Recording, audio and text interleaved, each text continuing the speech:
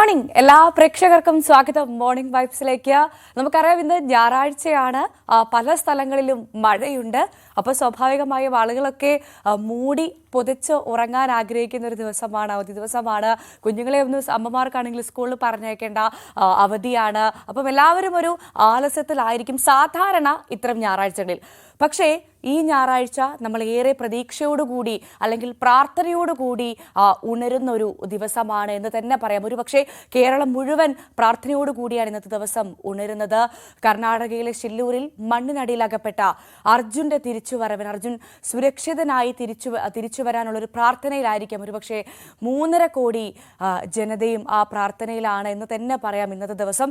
എന്തായാലും രക്ഷാപ്രവർത്തനത്തിനായി സൈന്യം കൂടി ഇന്നിറങ്ങും. ആ സൈന്യം ഇറങ്ങുന്നതോടുകൂടി പ്രതീക്ഷകൾക്ക് കൂടുതൽ ജീവൻ വയ്ക്കുകയാണ് എന്ന് തന്നെ പറയാം. എന്തായാലും ആ മണ്ണിനുള്ളിലുള്ളത് ഒരു കുടുംബത്തിൻ്റെ പ്രതീക്ഷയാണ്. ഒപ്പം ഒരുപാട് കുടുംബങ്ങളുടെ പ്രതീക്ഷകൾ കൂടി ഒരു പക്ഷേ ആ മണ്ണിനടിയിൽ ഉണ്ടാകാം.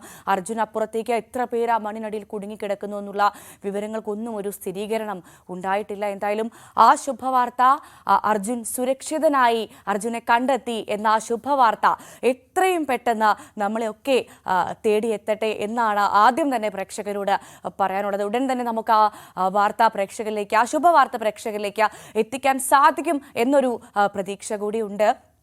ഒപ്പം ഇന്നലെ വൈകുന്നേരത്തോടുകൂടി നമ്മൾ ഏറെ ആശങ്കപ്പെട്ട, അല്ലെങ്കിൽ ഒരു തരി ആശങ്ക വിതറി നിപ്പ വീണ്ടും സ്ഥിരീകരിച്ചു എന്നുള്ളൊരു വാർത്ത കൂടി പ്രേക്ഷകരിലേക്ക് എത്തിക്കാനുണ്ട്. ഇന്നലെ വൈകിട്ടാണ്, ഇന്നലെ ഉച്ചയോടുകൂടി വൈകുന്നേരത്തോടു കൂടിയാണ് നിപ്പ സ്ഥിരീകരിച്ചു എന്നുള്ള, കോഴിക്കോട് നിപ്പ സ്ഥിരീകരിച്ചു എന്നുള്ള വാർത്ത വന്നത്. എന്തായാലും ഈ പുലരിയിൽ ആ ഒരു വാർത്തയും പ്രേക്ഷകരുമായി പങ്കുവയ്ക്കാനുണ്ട്. ഒരുപാട് മഹാമാരികളെ കരുതലോടെ നേരിട്ട നമുക്ക് നിപ്പ ഒരു വെല്ലുവിളിയാകാതിരിക്കട്ടെ. നിപ്പയെയും കരുതലോടെ നമ്മൾ അതിജീവിക്കും. എന്തായാലും വിശദമായി നമുക്ക് മോർണിംഗ് വൈബ്സ് നോക്കാം. നമ്മൾ നേരെ ആദ്യം തന്നെ പോകുന്നത് കർണാടകയിലേക്കാണ്. അവിടെ അർജുനായുള്ള തിരച്ചിൽ 6ാം ദിവസത്തിലേക്ക് കടക്കുമ്പോൾ അർജുനെ കണ്ടെത്താൻ ഇന്ന് സൈന്യം ഇറങ്ങുമെന്നുള്ള ഏറ്റവും പുതിയ വിവരമാണ് പുറത്തു വരുന്നത്. ബലഗാവിൽ നിന്നുള്ള 40 അംഗ സൈനിക സംഘമാണ് ശിരൂരിലെത്തുക. NDRFിന്റെയും ഫയർഫോഴ്സിന്റെയും പോലീസിന്റെയും നേതൃത്വത്തിൽ രക്ഷാപ്രവർത്തനം അല്പസമയത്തിനകം ആരംഭിക്കും. റഡാർ സിഗ്നൽ ലഭിച്ച സ്ഥലത്ത് മണ്ണ് നീക്കം ചെയ്യുന്ന പ്രവൃത്തികളാണ് നടക്കുക. അതേസമയം ഇന്നലെ രാത്രി മുതൽ ശിരൂരിൽ മഴ പെയ്യുന്നുണ്ട്. കർണാടക മുഖ്യമന്ത്രി സിദ്ധരാമയ്യ ഇന്ന് അപകട സ്ഥലം സന്ദർശിക്കുമെന്നാണ് മനസ്സിലാക്കുന്നത്. KV ബൈജു ചേരുന്നുണ്ട് ശിരൂരിൽ നിന്നും. ബൈജു ആണെങ്കിൽ തുടക്കം മുതൽ ഈ രക്ഷാപ്രവർത്തന സംഘത്തിൽ ഉണ്ടായ ഒരാൾ എന്ന് തന്നെ പറയാം. കാരണം അത്രമാത്രം കൃത്യമായി അവിടെ നിന്ന് വിശദമായ വിവരങ്ങൾ പ്രേക്ഷകരിലേക്ക് എത്തിക്കാൻ മുന്നിട്ട് നിന്ന് ഞങ്ങളുടെ റിപ്പോർട്ടർ കൂടിയാണ് ബൈജു. നമ്മളൊക്കെ പ്രാർത്ഥിക്കുന്നത്, ഞാൻ തുടക്കത്തിൽ സൂചിപ്പിച്ചതുപോലെ, സുരക്ഷിതനായി അർജുൻ ജീവിതത്തിലേക്ക് തിരിച്ചെത്തുന്നു എന്നുള്ള ആ ഒരു വാർത്ത കേൾക്കാൻ വേണ്ടി മാത്രമാണ് എല്ലാവരും കാത്തിരിക്കുന്നത്. അപ്പോൾ അറിയാനുള്ളത് ഇനി അർജുനിലേക്ക് എത്താൻ എത്ര ദൂരമുണ്ട് എന്നാണ്.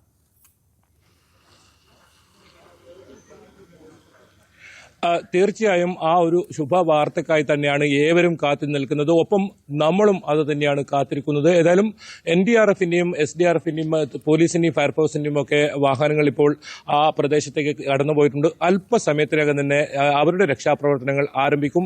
അതിലും ഏറ്റവും പ്രധാനം സൈന്യമാണ്. സൈന്യം ബലഗാവിയിൽ നിന്നാണ് എത്തേണ്ടത്. ഏകദേശം 10 മണിയോടുകൂടി ഈ സംഭവ സ്ഥലത്ത് എത്തും എന്നാണ് അറിയുന്നത്. അങ്ങനെയാണെങ്കിൽ ഇന്ന് വൈകിട്ടോടുകൂടി തന്നെ അർജുന്റെ എവിടെ എന്ന ചോദ്യത്തിന് ഒരു വിരാമമാകുമെന്ന ഒരു വലിയ പ്രതീക്ഷയാണ് ഇവിടെ നിന്നും പങ്കുവെക്കാനുള്ളത്. എന്തായാലും ഇന്നലെ നമ്മളാണ് ആദ്യം ഈ ലോറി, അർജുൻ യാത്ര ചെയ്യുന്ന ലോറിയുടെ റഡാർ സിഗ്നൽ കണ്ടെത്തിയ വിവരം 11:30 പുറത്തുവിടുന്നത്. പക്ഷേ വലിയ പ്രതീക്ഷ അപ്പോൾ വെച്ചു പുലർത്തിയപ്പോഴും വൈകിട്ട് വരെ, രാത്രി 8:30 വരെ ആ ലോറിയുടെ ഏതെങ്കിലും ഒരു ഭാഗം പോലും കണ്ടെത്താൻ ഇവിടുത്തെ രക്ഷാപ്രവർത്തകർക്ക് കഴിഞ്ഞില്ല എന്നതാണ് ആശങ്ക ഉണ്ടാക്കുന്ന വാർത്ത ഇന്നലെ വന്നതെങ്കിൽ ഇന്ന് വലിയ പ്രതീക്ഷയുണ്ട്. കാരണം സൈന്യം ഈ തിരച്ചിലിനായി രംഗത്തിറങ്ങണമെന്നത് കുടുംബത്തിന്റെ തുടക്കം മുതലുള്ള ആവശ്യമായിരുന്നു. നിലവിലുള്ള ഈ തെരച്ചിലിൽ തൃപ്തരല്ല തങ്ങൾ, അതുകൊണ്ട് തന്നെ സൈന്യം വരണമെന്നായിരുന്നു നിരന്തരം ആവശ്യപ്പെട്ടിരുന്നത്. അത് തന്നെയാണ് മാധ്യമങ്ങളിലൂടെയും ഇവർ ആവശ്യപ്പെട്ടത്. ഏതായാലും ആ കാര്യത്തിൽ അനുകൂല നിലപാട് കർണാടക സർക്കാർ എടുത്തിരിക്കുന്നു. KC വേണുഗോപാൽ DK ശിവകുമാറുമായി സംസാരിച്ചതിന് ശേഷം പിന്നീടാണ് ഇന്നലെ രാത്രിയോടുകൂടി തീരുമാനമെത്തിയത്. എത്രയും പെട്ടെന്ന് സൈന്യം ഇവിടെ എത്തുമെന്നാണ് മുഖ്യമന്ത്രി ഉൾപ്പെടെ വ്യക്തമാക്കിയിരിക്കുന്നത്. എന്തായാലും മുഖ്യമന്ത്രി സിദ്ധരാമയ്യ ഇവിടെ എത്തുന്നുണ്ട്.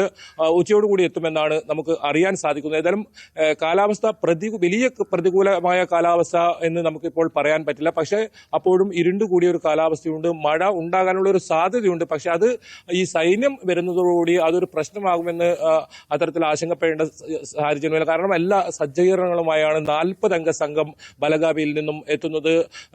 10 മണിയോടുകൂടി തന്നെ എത്തുമെന്നാണ് പ്രതീക്ഷിക്കപ്പെടുന്നത്. എന്തായാലും ഈ കുടുംബം ഉൾപ്പെടെയുള്ളവർ ഈ സ്ഥലത്ത് അല്പസമയത്തിനകം എത്തും. അവരും വലിയ പ്രതീക്ഷയിലാണ്, നമ്മളും വലിയ പ്രതീക്ഷയിലാണ്. ഇന്ന് വൈകിട്ടോടുകൂടി തന്നെ ഈ ചോദ്യത്തിന് ഒരു വിരാമം ഉണ്ടാകും. ഏതായാലും ജീവനോടുകൂടി തന്നെ അർജുൻ തിരിച്ചു വരുമെന്ന ഒരു പ്രതീക്ഷ തന്നെയാണ് ഈ സമയത്തും നമുക്കും പങ്കുവെക്കാനുള്ളത്. അത്തരത്തിൽ ഇവർ നേരത്തെയൊക്കെ സൂചിപ്പിച്ചതുപോലെ തന്നെ ഭാരത് ബെൻസിന്റെ ഒരു വാഹനം, വലിയ ആധുനിക സംവിധാനങ്ങളൊക്കെയുള്ള വാഹനത്തിന്റെ അകത്ത് ഉറങ്ങിക്കിടക്കുന്ന സമയത്താണ് ഈ അപകടം സംഭവിച്ചതെങ്കിൽ അർജുൻ സുരക്ഷിതനായിരിക്കുമെന്നാണ് വിദഗ്ധരും ഇവിടെ നിന്നുള്ളവർ എത്തിയത്. ഏതായാലും 5 ദിവസം പിന്നിട്ടിരിക്കുന്നു. ആ ഒരു ആശങ്കയുണ്ട്.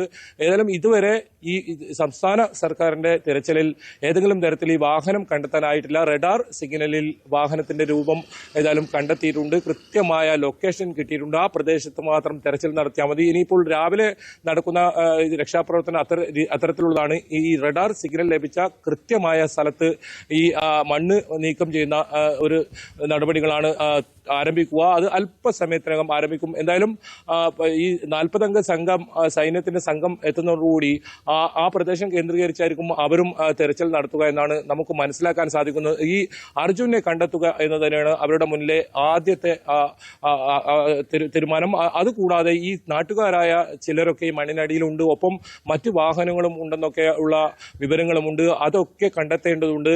അർജുനൊപ്പം തന്നെ ഓരോ ജീവനും വിലപ്പെടുത്താണ്. എല്ലാ ജീവനും ഇത്തരത്തിൽ ഏതെങ്കിലും തരത്തിൽ ഈ മണ്ണിന് അടിയിൽ അകപ്പെട്ടിട്ടുണ്ടെങ്കിൽ അവരെയൊക്കെ രക്ഷപ്പെടുത്തേണ്ട ഒരു അവസ്ഥയിലുണ്ട്. ഏതായാലും ആ സൈന്യം ഇറങ്ങുന്നതോടുകൂടി ഈ പ്രദേശത്ത് ഉള്ളവർക്കും അത് വലിയ ആശ്വാസമാണ്. ഈ പുഴയിലും ചില 1-2 പേർ ഒലിച്ചു പോയതായും ഒഴുക്കിൽപ്പെട്ടതായും ഒക്കെ പറയുന്നുണ്ട്. അവരെ ഒന്നും കണ്ടെത്താൻ സാധിച്ചിട്ടില്ല.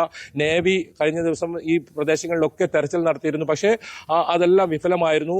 എന്തായാലും വലിയൊരു ചോദ്യമാണ് കഴിഞ്ഞ കുറേ ദിവസങ്ങളായി നമ്മൾ ചോദിച്ചുകൊണ്ടിരിക്കുന്നത് അർജുന്റെ കാര്യത്തിൽ. അർജുൻ എവിടെയെന്ന കാര്യത്തിൽ, അർജുൻ യാത്ര ചെയ്ത വാഹനം എവിടെയെന്ന കാര്യത്തിൽ. ഇതിനെല്ലാം ഇന്ന് ഈ വളരെ നിർണായകമായ ഒരു ദിവസമാണ്. തെരച്ചിലിൽ ഈ അപകടം നടന്നതിന് ശേഷം ഇന്ന് വളരെ നിർണായകമായ ഒരു ദിവസം തന്നെയാണ്. ആ ചോദ്യത്തിനെല്ലാം നിർണായകമാണ്. അർജുനിലേക്കുള്ള ദൂരം വളരെ കുറയും എന്നുള്ളൊരു പ്രതീക്ഷയിലാണ് നമ്മൾ ഇന്നലെ വരെ ഇന്നലെ ഉച്ചയോട് കൂടി അർജുനെ കണ്ടെത്താനാകുമെന്നൊരു വലിയ പ്രതീക്ഷ നമുക്കുണ്ടായിരുന്നു. പക്ഷെ അത് വിഫലമാവുകയായിരുന്നു. പക്ഷെ ഇന്ന് സൈന്യം കൂടി തിരച്ചിലിനോട് എത്തുമ്പോൾ ആ തിരച്ചിലിന് വേഗം കൂടുമെന്നും അർജുനിലേക്ക് വളരെ വേഗം എത്താനാകുമെന്നുള്ള ശുഭപ്രതീക്ഷ നമുക്കുണ്ട്.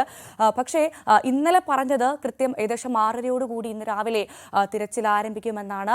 ബൈജു, നമുക്കറിയാം ഈ തിരച്ചിലിന്റെ ഓരോ മണിക്കൂറും അത്രമാത്രം വിലപ്പെട്ടതാണ്. കാരണം ഒരു കുടുംബത്തിന്റെ പ്രതീക്ഷയാണ് മണ്ണിനുള്ളത്.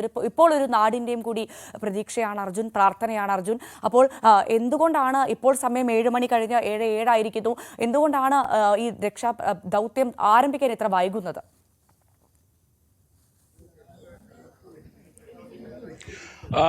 ഈ മെല്ലെപ്പോക്ക് ഈ കർണാടക സർക്കാരിന്റെ ഭാഗത്ത് നിന്ന് ഇന്ന് മാത്രം ഉള്ളതല്ല, അത് കഴിഞ്ഞ ദിവസങ്ങളിലെല്ലാം നമ്മൾ കണ്ടതാണ്. ഇതിന്റെ ഓരോ വിശദാംശങ്ങളും നമ്മൾ റിപ്പോർട്ട് ചെയ്തതാണ്. അതേ സമാനമായ അവസ്ഥ തന്നെയാണ് ഇപ്പോഴും.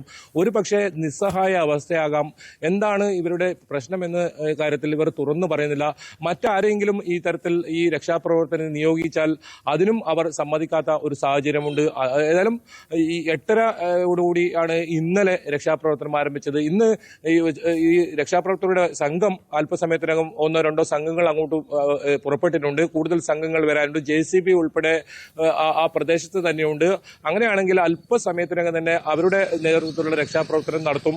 ഈ കൃത്യമായ ലോറിയുള്ളൊരു സ്ഥലം കണ്ടെത്തിയിട്ടും ആ പ്രദേശത്തെ മണ്ണ് മാത്രം നീക്കം ചെയ്താൽ ലോറി കണ്ടെത്താനാകുമെന്നിരിക്കെ അതുവരെ ഇന്നലെ രാത്രി വരെ സൂചിപ്പിച്ചതുപോലെ തന്നെ വലിയ പ്രതീക്ഷയായിരുന്നു. ഇന്നലെ ഈ ലോറി കണ്ടെത്തുകയായിരുന്നു ഇതിലെ ഏറ്റവും വലിയ ഒരു ദുർഘടമായ കാര്യം. അത് ഇന്നലെ റഡാർ സംവിധാനം ഉപയോഗിച്ച് കണ്ടെത്താൻ സാധിച്ചിട്ടും ആ ലോറി കണ്ടെത്താൻ സാധിക്കാത്തത് തന്നെയാണ് വലിയ പ്രതിഷേധം കുടുംബങ്ങളുടെ ഭാഗത്തുനിന്നും ഉണ്ടായത്. കാരണം അവർ തന്നെ പറയുന്നുണ്ട്, അവർ ആ സംഭവ സ്ഥലത്ത് മണിക്കൂറുകളോളം ഉണ്ടായവരാണ്. വൈകിട്ടാണ് അവരെല്ലാം അവിടെ നിന്നും പുറത്താക്കുന്ന ഒരു സാഹചര്യം ഉണ്ടായത്. വളരെ മന്ദഗതിയിലായിരുന്നു ഈ ഉദ്യോഗസ്ഥരൊക്കെ വന്ന് തിരിച്ചു പോയപ്പോൾ അവിടെ ഉണ്ടായ പ്രവർത്തനം 1-2 JCB ഉപയോഗിച്ച് വളരെ മെല്ലെ, വളരെ സമാധാനത്തിലുള്ള ഒരു തെരച്ചിലായിരുന്നു.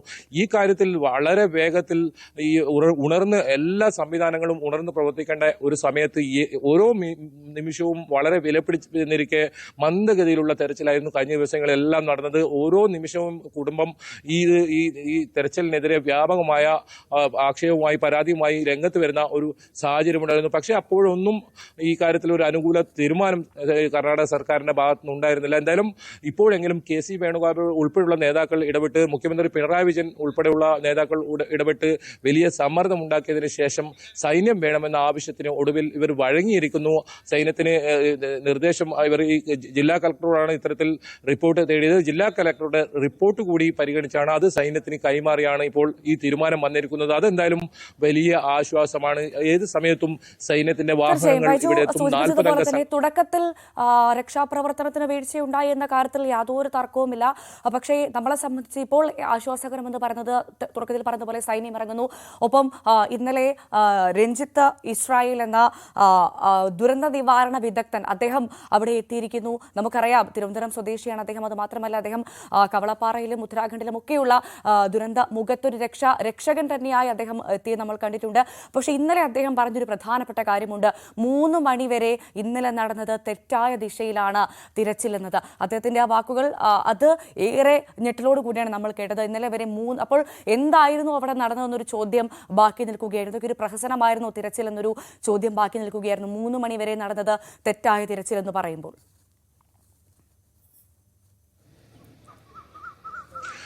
തീർച്ചയായും അതോടൊപ്പം കൂട്ടിച്ചേർക്കേണ്ട മറ്റൊരു പ്രധാനപ്പെട്ട കാര്യം ഇവിടുത്തെ SP ആണ് ബി നാരായണ. അദ്ദേഹത്തിന്റെ ഫേസ്ബുക്ക് പേജിലേക്ക് ഒന്ന് കയറി നോക്കിയാൽ നമുക്ക് കാണാം അദ്ദേഹം ഈ അപകടം നടന്ന സ്ഥലത്ത് നിന്നും സെൽഫിയും അത്തരത്തിലുള്ള വീഡിയോ ഒക്കെ ചിത്രീകരിച്ച് പോസ്റ്റ് ചെയ്യുന്ന ഒരു തിരക്കിലാണ്. ഇതിനെതിരെ കുടുംബവും ശക്തമായ പ്രതിഷേധവുമായി രംഗത്ത് വന്നിരുന്നു. ഈ കുടുംബം ഈ റഡാർ സിഗ്നൽ ലഭിച്ചതിന് ശേഷം ഈ സ്ഥലം മണ്ണെടുക്കൂ എന്ന് SP-യോട് ഉൾപ്പെടെ പറയുന്ന സമയത്തും തന്റെ ഈ ജ്യേഷ്ഠനാണ് സഹോദരനാണ് സംസാരിച്ചത്. തന്റെ ജ്യേഷ്ഠന്റെ ഈ കിടക്കുന്ന ഈ മണ്ണിനടിയുടെ മുകളിൽ ചവിട്ടി നിന്ന് ഈ SP ഇത്തരത്തിൽ ഫോട്ടോ എടുക്കുന്ന തിരക്കിലായിരുന്നു. ആ ഫോട്ടോ ഇപ്പോൾ ഫേസ്ബുക്കിൽ പോസ്റ്റ് ചെയ്തിട്ടുണ്ട്. വലിയ തോതിലുള്ള വിമർശനങ്ങളാണ് ആ പോസ്റ്റിന് താഴെയൊക്കെ നോക്കിയാൽ നമുക്ക് കാണാൻ സാധിക്കുന്നത്. അത്തരത്തിൽ ഒരു അടിയന്തര സാഹചര്യത്തിൽ ഇത്തരത്തിൽ നടപടിയെടുക്കേണ്ട ഒരു ഉണർന്നു പ്രവർത്തിക്കേണ്ട ഒരു സംവിധാനം ഈ രീതിയിൽ ആണ് കാര്യങ്ങൾ മുന്നോട്ട് പോയത്. ആ രഞ്ജിത്ത് ഇവിടെ ഇത്തരത്തിൽ കുടുംബത്തിന്റെ ആവശ്യപ്രകാരമായിരുന്നു എത്തിയത്. രഞ്ജിത്തിനെ കൂടി ഈ തിരച്ചിലിൽ പങ്കാളിയാക്കിയാൽ അത് വലിയ തോതിൽ ഉപകാരപ്പെടുമായിരുന്നു. ഒരു പക്ഷേ ഇന്നലെ തന്നെ ഈ ലോറി കൃത്യമായി പുറത്തെടുക്കാൻ വരെ സഹായകരമായ ഒരു അവസ്ഥയുണ്ടായിരുന്നു. പക്ഷെ അതൊന്നും ഈ ഇവിടെ ഇപ്പോൾ തെരച്ചിൽ നടത്തുന്ന സംഘം ചെവിക്കൊണ്ടില്ല.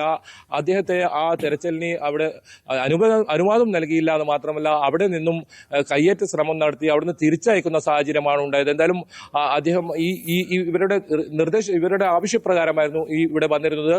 ആ ദൃശ്യങ്ങൾ ഉൾപ്പെടെ ഇവർ ചിത്രീകരിച്ചിരുന്നു. ഏതായാലും ഈ കുടുംബത്തെ ഇന്ന് ഈ ഭാഗത്തേക്ക് കയറ്റുമോ എന്നറിയില്ല. ഏതായാലും ഈ സൈന്യം വരുന്നതോടുകൂടി വളരെ ചിട്ടയോടുകൂടിയുള്ള വളരെ വേഗത്തിലുള്ള ഒരു പ്രവർത്തനം ഉണ്ടാകുന്ന കാര്യത്തിൽ ഉറപ്പാണ്. അങ്ങനെയാണെങ്കിൽ സൂചിപ്പിച്ചതുപോലെ SP-ക്കെതിരെ വലിയ വിമർശനമാണ് സോഷ്യൽ മീഡിയയിൽ അടക്കം ഉണ്ടാകുന്നത്. ഏറ്റവും പ്രധാനമായി അദ്ദേഹം ഇന്നലെ അവിടെ വന്ന് നടത്തിയ വീരവാദങ്ങളൊക്കെ നമ്മൾ കേട്ടതാണ്. പക്ഷേ എന്ത് വെറും കാട്ടിക്കൂട്ടലായിരുന്നു അതൊക്കെ എന്ന് തന്നെയാണ് പറയുന്നത്. ഏറ്റവും പ്രധാനമായി രഞ്ജിത്ത് അടക്കം പറയുന്നു SP അവിടുന്ന് മാറിയതിനു ശേഷം കൃത്യമായി രക്ഷാപ്രവർത്തനം ഏകോപിപ്പിക്കാൻ സാധിച്ചു എന്നത്. അതൊക്കെ എത്രമാത്രം വലിയ വാക്കുകളാണെന്ന് കാര്യത്തിലേക്കാണ് പോകുന്നത്. എന്തായാലും ഈ അപകടം നടന്ന സ്ഥലത്ത് നിന്നും സെൽഫി എടുക്കാൻ നടപടി കാർവാൻ SP-യുടെ നടപടിക്കെതിരെ വലിയ പ്രതിഷേധമാണ് നടക്കുന്നത്. കാർവാൻ SP M നാരായണനാണ് ഫേസ്ബുക്ക് പേജിൽ ഈ ചിത്രം പോസ്റ്റ് ചെയ്തത്. ഇതിനെതിരെയാണ് വ്യാപക പ്രതിഷേധം നടക്കുന്നത്.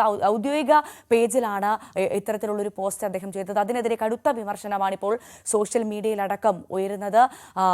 ഈ സ്ഥലത്ത് നിന്ന്, ഈ ദുരന്തമുഖത്ത് നിന്ന്, ഒരുപാട് ജീവനുകൾ കുടുങ്ങിക്കിടക്കുന്ന ഈ ദുരന്തമുഖത്ത് നിന്ന് അദ്ദേഹം സെൽഫി എടുക്കുന്നു. അവിടെ വന്ന് ഒരുപാട് വീരവാദങ്ങൾ മുഴക്കുന്നു. പക്ഷേ ഒന്നും ഫലവത്താകുന്നില്ല. ഇന്നലെ മുതൽ വലിയ വിമർശനമാണ് സോഷ്യൽ മീഡിയയിലടക്കം ഈ SP-ക്കെതിരെ ഉയർന്നത്. ഏറ്റവും പ്രധാനമായി SP ഇന്നലെ സ്ഥലത്ത് നിന്ന് മാറിയതിനു ശേഷമാണ് രക്ഷാപ്രവർത്തനത്തിന് കുറച്ചും കൂടി വേഗം കൈവന്നത് എന്നുള്ള പരാമർശങ്ങളടക്കം പ്രധാനപ്പെട്ട ആളുകളുടെ ഭാഗത്തു നിന്നുണ്ടായി. ഇതൊക്കെ വലിയ തരത്തിൽ SP-ക്കെതിരെയുള്ള വിമർശനങ്ങൾക്ക് വഴിവെച്ചിരുന്നു.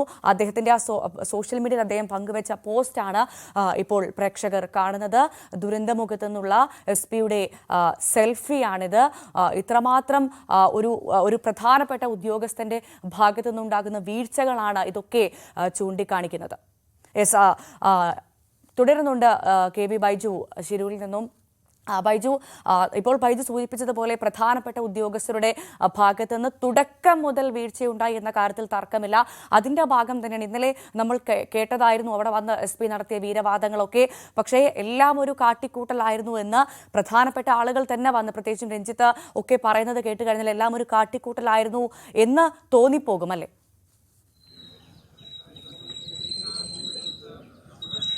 തീർച്ചയായും മാധ്യമങ്ങളോട് വളരെ മോശമായ രീതിയിലാണ് പെരുമാറ്റം. ഇപ്പോഴും നമ്മൾ ഈ അപകടം നടന്ന സ്ഥലത്തിന് 2 കിലോമീറ്റർ മാറി ഇപ്പോഴും നമ്മളെ തടഞ്ഞു വെച്ച ഒരു അവസ്ഥ തന്നെയാണ്. ഈ പോലീസ് നിർദ്ദേശം നൽകിയിട്ടുണ്ട്, ഇത്തരത്തിൽ ഒരു കാരണവശാലും മാധ്യമപ്രവർത്തകരെ അകത്ത് കയറ്റിവിടരുതെന്ന്. മാത്രമല്ല ഈ ബന്ധുക്കളെ ഇവിടത്തേക്ക് കയറ്റിവിട്ടതുപോലും മാധ്യമങ്ങൾക്ക് ദൃശ്യങ്ങളോ ഏതെങ്കിലും വിവരങ്ങളോ നൽകരുത് എന്ന ഉപാധിയോടുകൂടിയായിരുന്നു. വളരെ വൈകിയും അവർക്ക് ഇത്തരത്തിൽ അകത്തേക്ക് പ്രവേശനം നൽകിയത്. സ്വന്തം സഹോദരൻ മണ്ണിനടിയിൽ കുടുങ്ങിക്കിടക്കുമ്പോൾ ജീവവായുവിനായി ഇത്തരത്തിൽ പിടിയുമ്പോൾ അതിന്റെ മുകളിൽ ചവിട്ടി നിന്ന് ഒരു സെൽഫി എടുക്കാൻ മാത്രം അദ്ദേഹത്തിന്റെ ഒരു മനോനില ഒന്ന് പരിശോധിച്ചാൽ മതി. അതിനെതിരെ വലിയ തോതിലുള്ള വിമർശനം ഏതായാലും ഉയരുന്നുണ്ട്. മാത്രമല്ല ജില്ലാ കലക്ടർക്കെതിരെയും വലിയ തോതിലുള്ള വിമർശനം ഉയരുന്നുണ്ട്. ഇത്രയും ഇതിലും വലിയ അപകടങ്ങൾ കേരളത്തിലൊക്കെ ഉണ്ടാകുമ്പോൾ, ഇതിലും വലിയ പ്രതികൂലമായ കാലാവസ്ഥയിൽ വലിയ അപകടങ്ങൾ ഉണ്ടാകുമ്പോൾ, അല്ലെങ്കിൽ ചെറിയ അപകടങ്ങൾ ഉണ്ടാകുമ്പോൾ പോലും നമ്മുടെയൊക്കെ സംവിധാനങ്ങൾ ഉണർന്നു പ്രവർത്തിക്കുന്ന രീതി, പക്ഷെ നമുക്ക് അതൊന്നും ഇവിടെ കാണാൻ സാധിച്ചില്ല. ഞാൻ നേരിട്ട് ആ സ്ഥലത്ത് പോയ ഒരാളെന്ന നിലയിലാണ് അത് മനസ്സിലാക്കിയത്. 3-4 JCB ഉപയോഗിച്ച് 1 മാസമോ 2 മാസമോ എടുക്കും. അത്രത്തോളം വലിയ ഒരു വ്യാപ്തിയാണ് ഈ അപകടത്തിനുള്ളത്. വലിയ തോതിലുള്ള പാറ കഷ്ണങ്ങളും മണ്ണും.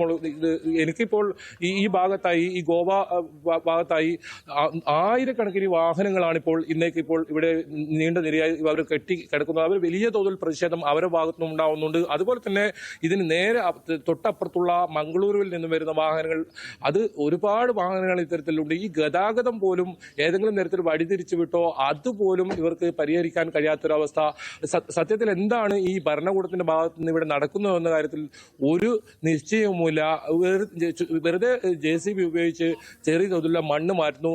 പ്രധാനമായും ഇവർ ഈ ദേശീയപാതയിലെ മണ്ണ് മാറ്റാനായിരുന്നു ശ്രമം നടത്തിയത്. റഡാറിൽ ഇത്തരത്തിൽ കൃത്യമായ ഈ ലോറിയുള്ള സ്ഥലം കണ്ടെത്തിയാൽ വളരെ അടിയന്തരമായ ലോറി പുറത്തെടുക്കാൻ ശ്രമിക്കുക എന്നതാണ് അതിൽ ഏറ്റവും പ്രധാനം. ഒരു പക്ഷേ ഈ ലോറിക്ക് തൊട്ട് സമീപത്തായി മറ്റ് വാഹനങ്ങളും അതേ സ്ഥലത്ത് ചിലപ്പോൾ ഉണ്ടാകും. കാരണം നമുക്കറിയാം, ഇത്തരം സ്ഥലങ്ങളിൽ കൂട്ടമായി വാഹനങ്ങൾ നിർത്തിയിട്ട് ഇത്തരത്തിൽ വിശ്രമിക്കുന്ന ഒരു സാഹചര്യമുണ്ട്. അങ്ങനെ തൊട്ടടുത്ത് ഉള്ള വാഹനങ്ങൾ അതേ സ്ഥലത്ത് തന്നെ ഉണ്ടാകാൻ സാധ്യതയുണ്ട്. അത് ഇത്രയും ഗൗരവമായൊരു വിഷയം ഈ രീതിയിലാണോ കൈകാര്യം ചെയ്യുന്നത് നമുക്ക് തോന്നിപ്പോകും. ആ സ്ഥലത്ത് നേരിട്ട് പോയപ്പോൾ വല്ലാത്തൊരു അനുഭവമായിരുന്നു. കാരണം ആ ഭീകരത അത്രയും വലിയൊരു ഭീകരതയായിരുന്നു ആ മണ്ണിടിച്ചൽ. പക്ഷെ അതിന് 5 ദിവസം കഴിയുമ്പോഴും അതേപടി അതവിടെ കിടക്കുകയാണ്. അത് ഏതെങ്കിലും തരത്തിൽ മാറ്റി ഗതാഗതം പുനഃസ്ഥാപിക്കാനോ വാഹനങ്ങൾക്ക് അതിലെ കടന്നു പോകാനോ ഏതെങ്കിലും അടിയന്തര ഘട്ടത്തിൽ ആംബുലൻസിന് പോലും കൃത്യമായി അവിടെ എത്തിയാൽ തിരിച്ച് വരാൻ പറ്റാത്തൊരു സാഹചര്യം. ഏതായാലും 1 മണിക്കൂർ മാത്രമാണ് നമുക്കവിടെ ചെലവഴിക്കാൻ പറ്റിയത്. പിന്നീട് നമ്മളെല്ലാം പോലീസ് ജീപ്പിൽ ബലമായി പിടിച്ചു കയറ്റി പുറത്തേക്ക് താഴേക്ക് കൊണ്ടുവരുന്ന സാഹചര്യമാണ് ഉണ്ടായത്. ഇപ്പോൾ ഞാൻ നിൽക്കുന്ന ഈ ശീരൂരിന്റെ താഴ്ഭാഗത്ത് എനിക്ക് പിറകിലും കാണാം ഈ മണ്ണ്. ഇതും ദേശീയപാതയുടെ ഒരു അരികിൽ തന്നെയാണ് ഞാനിപ്പോൾ ഉള്ളത്. ഇവിടെയും മണ്ണിടിച്ചൽ ആ രീതിയിലുണ്ട്.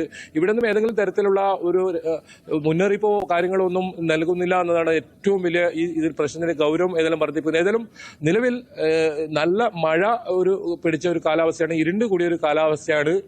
ഏതായാലും സൈന്യം എത്തുന്നതോടുകൂടി ഈ കാലാവസ്ഥ പ്രതികൂല കാലാവസ്ഥയൊന്നും ബാധിക്കില്ല എന്ന് തന്നെയാണ് വിദഗ്ധർ പറയുന്നത്. അവർ എല്ലാ ആധുനിക സൗകര്യങ്ങളോടും കൂടിയായിരിക്കും വരിക. അത്തരത്തിൽ ഇവിടെ എത്തിക്കഴിഞ്ഞാൽ അത് വലിയ പ്രതീക്ഷയാവും. ഏതായാലും ഇനി സൈന്യത്തിന് വരവ് കാത്തിരിക്കുകയാണ് ഈ ഓരോ മലയാളിയും, ഒപ്പം നമ്മളും. അതുപോലെ തന്നെ ഈ കർണാടകയിൽ ഈ പരിസരത്തും പ്രദേശത്തുമുള്ളവരും, കാരണം ഇവിടെയുള്ളവരും ഈ അപകടത്തിൽപ്പെട്ടവരിൽ ഉൾപ്പെടും. അവരെ കുറച്ചുപേരെ കാണാതായിട്ടുണ്ട്. എന്നാലും 8 പേർ ഇത്തരത്തിൽ മരണപ്പെട്ട ഒരു സംഭവമാണ്. ഈ സംഭവത്തെ ഈ രീതിയിലാണോ കൈകാര്യം ചെയ്യേണ്ടതെന്ന വലിയ ചോദ്യമാണ് ഉന്നയിക്കാനുള്ളത്. ഒപ്പം ഈ നേരത്തെ പറഞ്ഞതുപോലെ തന്നെ ഉദ്യോഗസ്ഥന്മാരുടെ അലംഭാവം, അവർ തന്റെ പബ്ലിസിറ്റിക്കായി ഇത്തരത്തിൽ ഫോട്ടോ ഒക്കെ എടുത്ത് രക്ഷാപ്രവർത്തനം നടത്തുന്നത് താനാണെന്ന രീതിയിലുള്ള ഉള്ള പ്രവർത്തനങ്ങളുമായി മുന്നോട്ട് പോകുന്നത്, ഇതൊക്കെ വലിയ പ്രതിഷേധത്തിന് വഴിവെച്ചിരിക്കുന്നു. ഏതായാലും ഈ പോലീസിന്റെ അല്ലെങ്കിൽ ജില്ലാ ഭരണകൂടത്തിന്റെ കയ്യിൽ നിന്നും ഈ സംഭവം മാറുകയാണ്. അത് പൂർണ്ണമായും സൈന്യം ഏറ്റെടുക്കുന്ന ഒരു സാഹചര്യത്തിലേക്ക് എത്തും. വളരെ വൈകാതെ തന്നെ സൈന്യം ഇതിന്റെ ഉത്തരവാദിത്തം ഏറ്റെടുക്കും. രക്ഷാപ്രവർത്തന ദൗത്യത്തിൽ ഉത്തരവാദിത്തം ഏറ്റെടുക്കും. മുഖ്യമന്ത്രി കൂടി വൈകിട്ട് വരുന്നുണ്ട്. മുഖ്യമന്ത്രിയെ ഈ കുടുംബം അംഗങ്ങൾ ഇവർ കാണാൻ ശ്രമിക്കുന്നുണ്ട്. ഇന്ന് അവർ മുഖ്യമന്ത്രിയുമായി സംസാരിക്കുമെന്നും അവർ പറഞ്ഞിട്ടുണ്ട്. എന്തായാലും ഈ നിലവിൽ ഈ രക്ഷാപ്രവർത്തനം ഇപ്പോൾ ആരംഭിച്ചിരിക്കുന്നു എന്ന ഒരു വിവരമാണ് നമുക്ക് ലഭിക്കുന്നത്. രക്ഷാപ്രവർത്തനം തുടങ്ങിയിട്ടുണ്ട്. ആ റഡാറിൽ സിഗ്നൽ കണ്ടെത്തിയ സ്ഥലത്തെ മണ്ണാണ് ഇപ്പോൾ നീക്കം ചെയ്യുന്നത്. എന്തായാലും നമുക്കിപ്പോൾ ഏതെങ്കിലും തരത്തിൽ തർക്കിക്കാനോ അല്ലെങ്കിൽ അത്തരത്തിലുള്ള ഒരു സമയമല്ല എന്നറിയാം. പക്ഷേ ഇതൊക്കെ കണ്ടു നിൽക്കുമ്പോൾ നമുക്ക് ഈ കാര്യങ്ങൾ ചൂണ്ടിക്കാണിക്കാതിരിക്കാൻ പറ്റില്ല. ഈ അലംഭാവം, ഇത്തരത്തിൽ ഒരു ദുരന്തം ഉണ്ടായിക്കഴിഞ്ഞാൽ ഒരു സംവിധാനങ്ങൾ ഉണർന്ന് പ്രവർത്തിക്കേണ്ടതെന്ന് ഇങ്ങനെയാണോ എന്ന ചോദ്യമാണ് നമുക്ക് ഇവിടെ നിന്നും ചോദിക്കാനുള്ളത്. തീർച്ചയായും അത് തന്നെയാണ്. എന്തായാലും പശ്ചിമഘട്ട മലനിരയുടെ താഴ്വാരത്തിൽ 250 മീറ്റർ നീളത്തിൽ മല കണക്കെ ഇടിഞ്ഞു വീണ മൺകൂരയ്ക്കുള്ളിൽ നിന്ന് അർജുൻ ജീവിതത്തിലേക്ക് തിരിച്ചു വരും. പ്രതിസന്ധി അർജുൻ അതിജീവിക്കുമെന്നുള്ള വലിയ പ്രതീക്ഷയിൽ തന്നെയാണ് കേരളം. ആ വാർത്ത കേൾക്കാനാണ് കേരളം കാത്തിരിക്കുന്നത്. ബൈജു തുടരുക. എന്തായാലും ഈ അർജുനായുള്ള തിരച്ചിൽ തൃപ്തിയില്ലെന്നാണ് ഇപ്പോഴും വലിയ തരത്തിലുള്ള യാതൊരു തൃപ്തിയും ഇല്ല എന്നാണ് അർജുന്റെ സഹോദരൻ പ്രസാദ് പറയുന്നത്. നടക്കുന്നത് മുഴുവൻ നാടകമാണെന്നും പ്രസാദ് പറയുന്നു. പ്രസാദിന്റെ വാക്കുകളിലേക്ക്. അർജുന്റെ സഹോദരനാണ് ഇപ്പോൾ ന്യൂസ് 8 ചേരുന്നത്. എന്തായാലും ഇന്ന് വീണ്ടും തിരച്ചിൽ പുനരാരംഭിച്ചിരിക്കുന്നു. പ്രധാനമായും ഈ ലോറി എവിടെയാണെന്ന് ഈ റഡാർ വഴിയുള്ള പരിശോധനയിൽ കണ്ടെത്തിയിരിക്കുന്നു. പക്ഷെ അപ്പോഴും ഈ ലോറിയെ കണ്ടെത്താൻ സാധിക്കുന്നില്ല. ഇതിന്റെ ലൊക്കേഷൻ മാത്രമേ കാണാൻ സാധിക്കുള്ളൂ. എന്താണ് നിങ്ങൾക്ക് ഇപ്പോൾ പറയാനുള്ളത്? ഇപ്പം നമ്മളവിടെ ചെന്ന മുതൽ ഞാൻ കാണുന്നൊരു സിറ്റുവേഷൻ ഭയങ്കര മോശമാണ്. അപ്പം ഇന്ന് രഞ്ജിത്ത് എന്ന് പറഞ്ഞ ആൾ വന്നാൽ നമുക്ക് കിട്ടുമെന്ന് വിചാരിച്ചിട്ടുണ്ടായിരുന്നു. അപ്പം അവരും അത്ര കറക്റ്റ് അല്ല. ഒരു 60% അവരും പറയുന്നുള്ളൂ. ആരും ഒരു ഉറപ്പ് പറയുന്നില്ല. ഇത്രയും വലിയൊരു വണ്ടിയാണ് അത്. ഭാരത് ബെൻസിൻ്റെ ഒരു വലിയ 12 ഏക്കറുള്ള ഒരു വണ്ടിയാണ്. അതിൻ്റെ ഒരു ഭാഗം പോലും ഇതുവരെ കണ്ടെത്താൻ പറ്റിയിട്ടില്ല.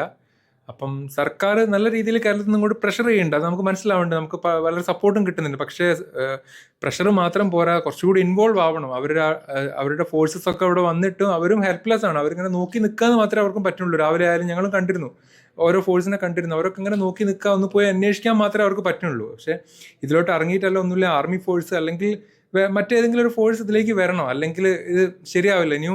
ഇന്ന് ലാസ്റ്റ് ഹോപ്പായിരുന്നു. അപ്പം ഇനിയും നീട്ടിച്ച് നമ്മുടെ ഏട്ടൻ്റെ ജീവനാണ് നമുക്ക് ആവശ്യം. ഇതിപ്പം ജഡമായിട്ട് പോകേണ്ട ഒരു അവസ്ഥയിലേക്കാണ് വരുന്നത്. നമുക്ക് ഏട്ടൻ്റെ ജീവൻ തിരിച്ചു കിട്ടാനുള്ളതാണ് ഏറ്റവും ഇമ്പോർട്ടൻറ്റ്. അപ്പം നമ്മൾ വന്ന മുതൽ ഇവിടുത്തെ സിറ്റുവേഷനും എല്ലാം കൊണ്ട് നമ്മളാകെ ഒരു മടുപ്പ് പിടിച്ചു വന്ന സിറ്റുവേഷനാണ് ഇപ്പോൾ ഇവിടെ ഉള്ളത്. നിലവിലെ ഈ രക്ഷാ ദൗത്യത്തിൽ നിങ്ങൾക്ക് വിശ്വാസമുണ്ടോ? ഇതേ രീതിയിൽ തന്നെ തുടർന്നും പോയാൽ മതിയോ?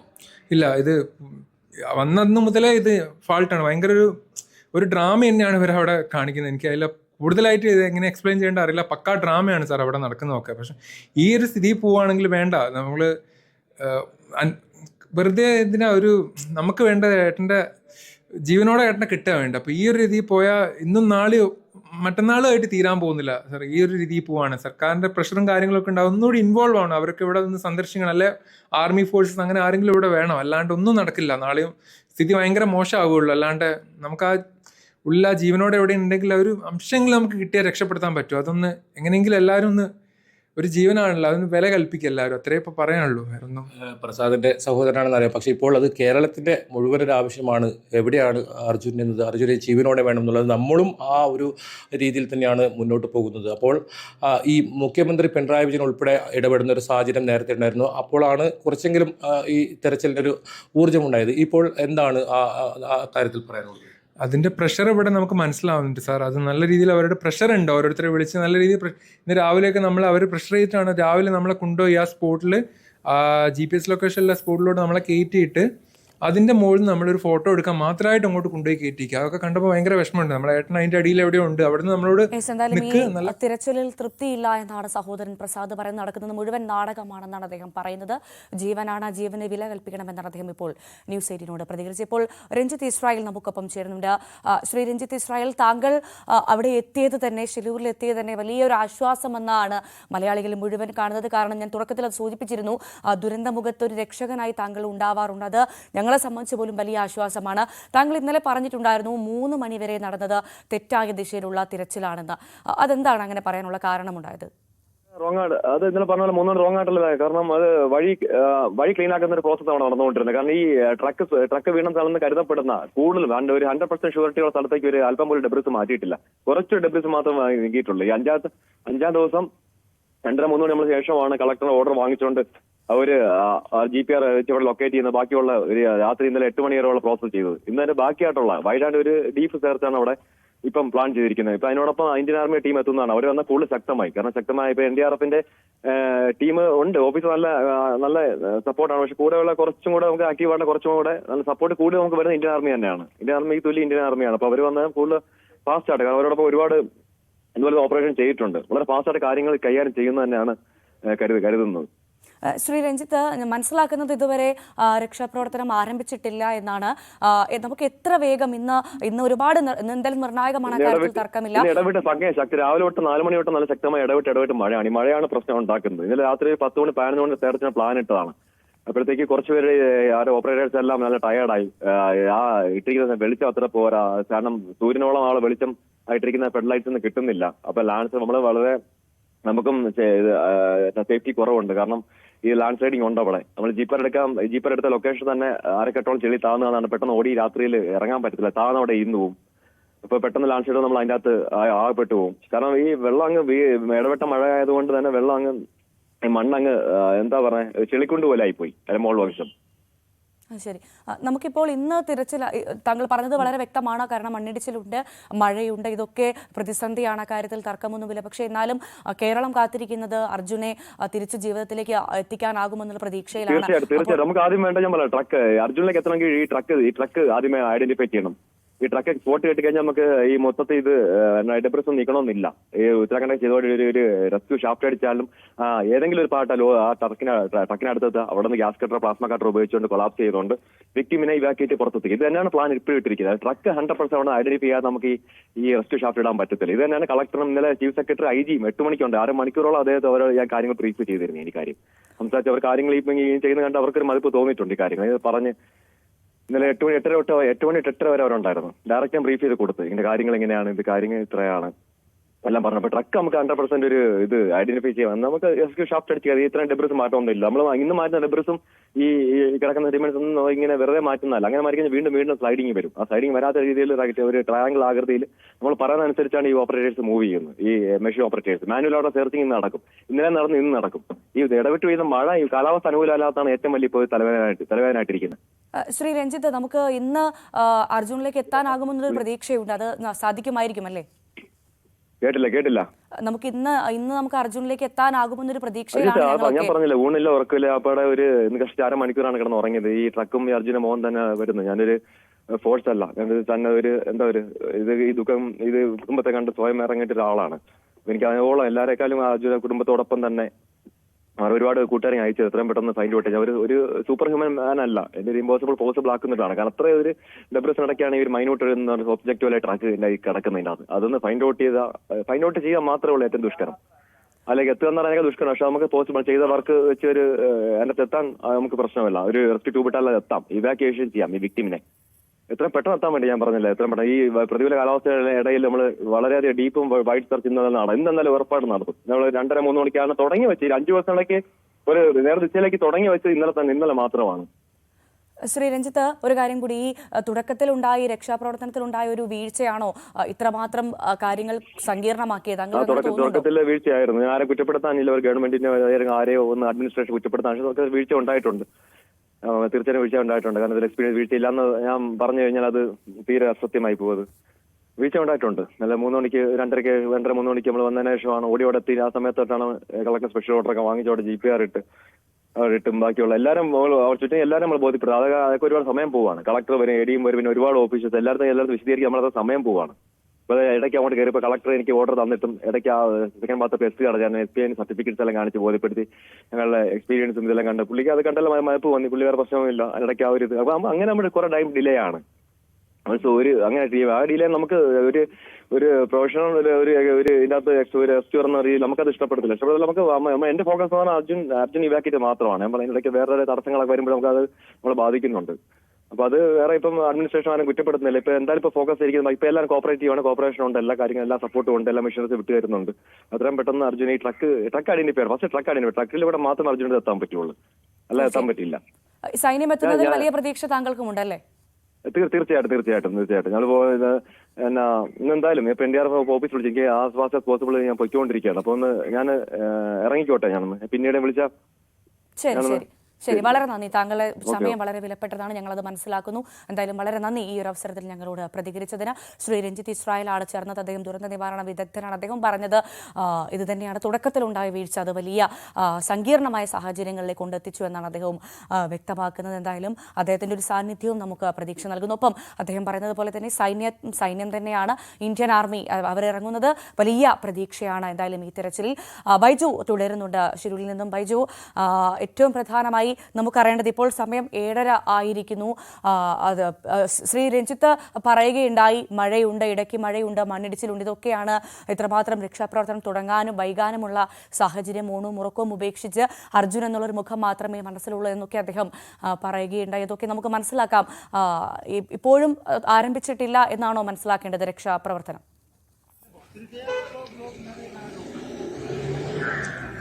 രക്ഷാപ്രവർത്തനം ഇപ്പോൾ ആരംഭിച്ചിട്ടുണ്ട്. ഇതിൽ ഏറ്റവും പ്രധാനം രഞ്ജിത്ത് സൂചിപ്പിച്ച കാര്യം തന്നെയാണ്. ഏതെങ്കിലും ഒരു തീരുമാനമെടുക്കാൻ അതിന് എത്ര സമയമെടുക്കുന്നു എന്നതാണ്. വളരെ വൈകിയാണ് പല തീരുമാനങ്ങൾ എടുക്കുന്നതും. അതും ഇത്രയും വലിയൊരു ദുരന്തം ഉണ്ടായ അത് നേരിടാനുള്ള തക്ക രീതിയിലുള്ള തീരുമാനം ആണോ എന്ന സംശയവും ഉണർത്തുന്നുണ്ട്. ഏതായാലും വലിയ ദുരൂഹതയാണ് ഈ തെരച്ചിൽ നടത്തുന്ന സ്ഥലവുമായി ബന്ധപ്പെട്ട്. കാരണം മാധ്യമങ്ങളെല്ലാം അതുകൊണ്ട് തന്നെയാണ് പൂർണ്ണമായും മാറ്റി നിർത്തുന്ന ഒരു സാഹചര്യം. ഈ ചൊവ്വാഴ്ച ഈ അപകടം നടക്കുന്ന സമയത്ത് വലിയ തോതിലുള്ള മണ്ണിടിച്ചൽ ഭീഷണി നിലനിൽക്കുന്ന സമയത്ത് ആദ്യത്തെ 2 ദിവസം കേരളത്തിൽ നിന്നുള്ള മാധ്യമപ്രവർത്തകരൊന്നും ഇവിടെ എത്തിയിരുന്നില്ല. കർണാടകത്തിൽ നിന്ന മാധ്യമപ്രവർത്തകരാണ്. അവർക്കൊക്കെ ആ സമയത്ത് യഥേഷ്ടം അവിടെ വീഡിയോ എടുക്കാനും അവിടുത്തെ കാര്യങ്ങൾ പുറം ലോകത്ത് അറിയിക്കാനുമുള്ള സ്വാതന്ത്ര്യം ഉണ്ടായിരുന്നു. അത് കന്നഡ മാധ്യമപ്രവർത്തകർ തന്നെ കഴിഞ്ഞ ദിവസം ചോദിച്ചിരുന്നു. പിന്നീട് എന്തുകൊണ്ട് കഴിഞ്ഞ 2 ദിവസം ഈ രഞ്ജിത്തിനെ കാണാതായി എന്ന വിവരം പുറത്തു വന്നതിന് ശേഷമാണ് മാധ്യമപ്രവർത്തകരെ ആ ഭാഗത്തേക്ക് കടത്തിവിടുന്നത് തടയുന്ന സാഹചര്യമുണ്ട്. ഇത്തരത്തിൽ ഇവരുടെ പ്രവൃത്തികളെല്ലാം ഏത് രീതിയിലാണ് ഈ ഇത്രയും വലിയൊരു ദുരന്ത മുഖത്ത് ഇതാണോ ഇവർ ചെയ്യേണ്ടതെന്നും മറ്റ് സംഘടനകളുടെ ഇത്തരത്തിലുള്ള രഞ്ജിത്തിനെ പോലുള്ളവരുടെ സേവനങ്ങൾ ഉപയോഗിക്കേണ്ട ഘട്ടമായിട്ടും അവരെ ഒക്കെ എന്തുകൊണ്ട് സഹകരിപ്പിക്കുന്നില്ല? ഏതായാലും രഞ്ജിത്തിന് ഇന്ന് അനുമതി ലഭിച്ചിരിക്കുന്നു ഈ സംഘവുമായി സഹകരിക്കാൻ. രഞ്ജിത്ത് അല്പസമയത്തിനകം ഇവിടെ എത്തും. ഈ സ്ഥലത്തേക്ക് രഞ്ജിത്ത് പോകുന്നുണ്ട് രക്ഷാപ്രവർത്തനത്തിനായി. ഏതായാലും രഞ്ജിത്തിന്റെ സേവനം ഉപകാരപ്പെടും. ഒപ്പം ഈ സൈന്യം കൂടി എത്തുന്നതോടുകൂടി ഇന്ന് വലിയ പ്രതീക്ഷ തന്നെയാണ് നമുക്കുള്ളത്. അതുപോലെ തന്നെ ഓരോ മലയാളികൾക്കും ഉള്ളത്. കേരളമാകെ ഉറ്റുനോക്കുന്നു. ഏതായാലും ഈ വിഷയത്തിൽ രാഷ്ട്രീയം മറന്ന് എല്ലാവരും ഒരുമിച്ച് നിന്നു. അതിന്റെ ഫലം ഗുണം ഉണ്ടായിരിക്കുന്നു. അത് ഏതായാലും വലിയ ഉപകാരമാവും. ഏതായാലും ഇപ്പോഴും ജീവന്റെ തുടിപ്പ് ഈ മണ്ണിനടിയിൽ ഉണ്ട് എന്ന ഉറച്ച പ്രതീക്ഷയിൽ തന്നെയാണ് നമ്മൾ ഓരോരുത്തരും ഉള്ളത്. രഞ്ജിത്തിന്റെ കുടുംബവും ഉള്ളത്. അത് എത്രയും പെട്ടെന്ന് പുറത്തേക്ക് എടുക്കുക. അതായത് നേരത്തെ വളരെ വൈകാരികമായാണ് പ്രസാദ് പ്രതികരിച്ചത്. ജീവനോടെയാണ് തങ്ങളുടെ ജ്യേഷ്ഠനെ വേണ്ടത്. അല്ലാതെ ഈ രീതിയിൽ ഈ തെരച്ചിലും മറ്റും നടത്തുകയാണെങ്കിൽ അത് വലിയ ആശങ്ക ആണ് കുടുംബത്തിനുണ്ടാക്കുന്നത് എന്നതിനെയാണ് അവർ വെളിവാക്കിയത്. വലിയ തോതിലുള്ള വൈകാരികമായ പ്രതികരണം തന്നെയായിരുന്നു. അത് തന്നെയാണ് നമുക്കും പറയാനുള്ളത്. ഈ കാര്യത്തിൽ വളരെ പെട്ടെന്നുള്ള തീരുമാനം ഉണ്ടാവണം. ഈ സൈന്യം വരുന്നതിന് മുമ്പ് തന്നെ ഇവർ ഈ രക്ഷാപ്രവർത്തനം കുറച്ചുകൂടി ആ സമയം ഇനി ഓരോ സമയവും ഓരോ മണിക്കൂറുകളും വിലപിടിച്ചതാണ്. അതുകൊണ്ട് തന്നെ ആ രീതിയിലുള്ള തെരച്ചിൽ ഇനിയെങ്കിലും വളരെ വൈകിയാണെങ്കിലും ഇപ്പോഴും ഉണ്ടാകേണ്ടതുണ്ട്. ഏതായാലും രഞ്ജിത്ത് അല്പസമയത്തിനകം ഈ സ്ഥലത്തെത്തും. രഞ്ജിത്തും ഈ രക്ഷാപ്രവർത്തന ദൗത്യത്തിന് പങ്കാളിയാവും. കൂടുതൽ ഈ പ്രതീക്ഷ നമുക്ക് നൽകുന്ന ഒരു വലിയ ദിവസം തന്നെ, ഒരു നല്ല വാർത്ത ഏത് സമയത്തും നമുക്ക് നൽകാനായി നമ്മൾ ഇവിടെ ഉണ്ടാകും. നമ്മൾ അതിനാണ് ഇവിടെ കാത്തിരിക്കുന്നതും. തീർച്ചയായും അത് തന്നെയാണ്. രക്ഷാദൗത്യം സാവധാനത്തിലാണെന്ന കാര്യത്തിൽ തർക്കമില്ല. ഓരോ മണിക്കൂറും ഗോൾഡൻ ഹവേഴ്സാണ്. അത്രമാത്രം പ്രാധാന്യമുണ്ട് ഓരോ മണിക്കൂറിനും. എന്തായാലും സംസ്ഥാന സർക്കാരിൻ്റെ ഭാഗത്തുനിന്ന് കൃത്യമായ ഇടപെടൽ ഉണ്ടാകുന്നു എന്നതും ആശ്വാസകരമാണ്. കാരണം നമുക്ക് മനസ്സിലാക്കാൻ സാധിക്കും മറ്റൊരു സംസ്ഥാനമാണ്. അവിടെ കേരളത്തിലെ സർക്കാരിന് ഇടപെടുന്നതിന് പരിമിതിയുണ്ട്. പക്ഷേ ആ പരിമിതികളിൽ നിന്നും കവിച്ചുകൊണ്ട് തന്നെ വലിയ ഇടപെടൽ സംസ്ഥാന സർക്കാരിൻ്റെ ഭാഗത്തു നിന്ന് ഉണ്ടാകുന്ന കാര്യത്തിൽ തർക്കമില്ല. കൃത്യമായ ഇടപെടൽ ഉണ്ടാകുന്നു. അതിൻ്റെയൊക്കെ പശ്ചാത്തലത്തിൽ തന്നെയാണ് സൈന്യമടക്കം ഇറങ്ങുന്നത്. ആദ്യ ദിവസത്തിൽ ഉണ്ടായിരുന്ന ആ വേഗത കുറവ് മാറിയെങ്കിൽ അതിൽ സംസ്ഥാന സർക്കാരിനടക്കം വലിയ ഇടപെടലുണ്ട്. ആ കാര്യത്തിലും തർക്കമില്ല. എന്തായാലും ഈ റഡാറിൽ വാഹനം അകപ്പെട്ടതിൽ അകപ്പെട്ട സ്ഥലം കണ്ടെത്തിയിട്ട് പോലും രക്ഷാപ്രവർത്തനം വൈകുന്നതായാണ് അർജുന്റെ സഹോദരിയുടെ ഭർത്താവ് ജിതിൻ ന്യൂസ് 18നോട് പറഞ്ഞത്. മണ്ണെടുക്കാനായി കൂടുതൽ യന്ത്രങ്ങൾ എത്തിക്കണമെന്നും ഓരോ മണിക്കൂർ വൈകുമ്പോഴും ആശങ്ക വർദ്ധിക്കുന്നതായും ജിതിൻ പറഞ്ഞു. ജിതിന്റെ വാക്കുകൾ കേൾക്കാം. അർജുന്റെ സഹോദരിയുടെ ഭർത്താവ് ജിതിനാണ് ഇപ്പോൾ ന്യൂസ് 18നോടൊപ്പം ചേരുന്നത്. എന്തായാലും ജിതിൻ ഏതായാലും ഇന്ന് വീണ്ടും തെരച്ചിൽ ആരംഭിക്കുകയാണ്. ഇന്നലെ 8 കൂടിയാണ് ഈ തെരച്ചിൽ അവസാനിപ്പിക്കുന്ന ഒരു സാഹചര്യം. രാത്രി മുഴുവൻ തെരച്ചിൽ വേണമെന്നാണ് നമ്മൾ ആവശ്യപ്പെട്ടിരുന്നത്, കുടുംബം ആവശ്യപ്പെട്ടത്. പക്ഷേ എന്താണ് ഇപ്പോൾ നിലവിലെ കുടുംബം തോന്നുന്നത്? ഇന്നലെ രാത്രി 8:30 വരെയാണ് ഇവിടെ വർക്ക് നടന്നിട്ടുണ്ടായിരുന്നത്. പക്ഷേ ഇനി എത്രയും പെട്ടെന്ന് മണ്ണെടുക്കാനും അത് റിമൂവ് ചെയ്യാനുള്ള കൂടുതൽ യന്ത്രങ്ങളും എത്തിച്ചിട്ട് അത് എത്രയും പെട്ടെന്ന് തീർക്കണമെന്നാണ് ഞങ്ങൾക്ക് അപേക്ഷിക്കാനുള്ളത്.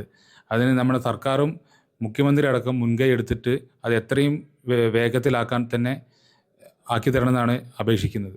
അതായത് നേരത്തെ ഒരു ഇടപെടലുണ്ടായി, വളരെ വേഗതയായി കാര്യങ്ങൾ. പക്ഷേ ഇനിയും ഒരു ഇടപെടൽ മുഖ്യമന്ത്രിയുടെ തലത്തിൽ തന്നെ വേണമെന്നാണോ? തീർച്ചയായിട്ടും. കാരണം എന്താ വെച്ചാൽ ഇപ്പോഴേ നമ്മൾ ഓൾറെഡി ലേറ്റായി കഴിഞ്ഞു. ഇനി എന്തെങ്കിലും ജീവൻ്റെ ഒരു കണിക ഉണ്ടെങ്കിൽ നമുക്ക് അവനെ രക്ഷിച്ചെടുക്കണമെങ്കിൽ എത്രയും പെട്ടെന്നുള്ള ആക്ഷനാണ് അതിൽ വേണ്ടത്. അത് എത്രയും പെട്ടെന്ന് മണ്ണെടുത്ത് മാറ്റുക. ഇനി വേണമെങ്കിൽ ഈ പുതിയ യന്ത്രങ്ങൾ എത്രയും പെട്ടെന്ന് എത്തിച്ചിട്ട് അത് മണ്ണ് മാറ്റുക എന്നുള്ളതാണ് പറയാനുള്ളത്. നിലവിലുള്ള ഈ രക്ഷാദൗത്യത്തിൽ എത്രത്തോളം വിശ്വാസമുണ്ട്? നേരത്തെയൊക്കെ ജിതിൻ ജീവനോട് തന്നെ നമുക്ക് ലഭിക്കുന്ന പ്രതീക്ഷ നമുക്ക് എല്ലാവർക്കും ഉണ്ടായിരുന്നു. എന്താണ് നിലവിലെ നിങ്ങളുടെ ഒരു? ഇപ്പം എന്താണ് നമുക്ക് ഒന്നും പറയാൻ പറ്റാത്തൊരു അവസ്ഥയാണ് ഇപ്പം ഫീൽ ആവുന്നത്. ഇന്നലെ രഞ്ജിത്ത് വന്ന് ജോലി ചെയ്യാൻ തുടങ്ങിയതിന് ശേഷമാണ് നമുക്കൊരു പോസിറ്റീവ് മൈൻഡൊക്കെ തുടങ്ങിയത്. ഗ്രൗണ്ടിൽ നമ്മുടെ MVD ഉദ്യോഗസ്ഥർ അവരെല്ലാം ഉണ്ടായിരുന്നു. എല്ലാം അപ്പോൾ ഒരു പോസിറ്റീവ് മൈൻഡാണ് തോന്നുന്നത്. പക്ഷേ 8:30 വരെ ജോലി ചെയ്യാൻ പറ്റിയിട്ടുണ്ടായുള്ളവർക്ക് ഇനി ഇവൻ തുടങ്ങുമല്ലോ, അപ്പോൾ നോക്കാം നമുക്ക് എങ്ങനെയൊക്കെയാണെന്നുള്ളത്. അതുപോലെ തന്നെ ഈ ഏറ്റവും പ്രധാനം ഈ റഡാർ ഉപയോഗിച്ച് ഇതിൻ്റെ വാഹനത്തിൻ്റെ ഒരു ഭാഗം ലോറി ഉണ്ട് എന്ന സ്ഥിരീകരണം ഇന്നലെ ലഭിച്ചു. ആ കാര്യത്തിൽ വളരെ പെട്ടെന്ന് തന്നെ ഈ മണ്ണ് നീക്കം ചെയ്ത് നടപടി ഉണ്ടാകേണ്ടതുണ്ട്. പക്ഷേ അതിപ്പോൾ ഒരു കാലതാമസം നേരിടുന്ന സാഹചര്യം തന്നെയാണ്. അല്ല, മണ്ണ് അവിടെ ആ സ്ഥലത്ത് എടുത്തുകൊണ്ടിരിക്കുന്നുണ്ടായിരുന്നു.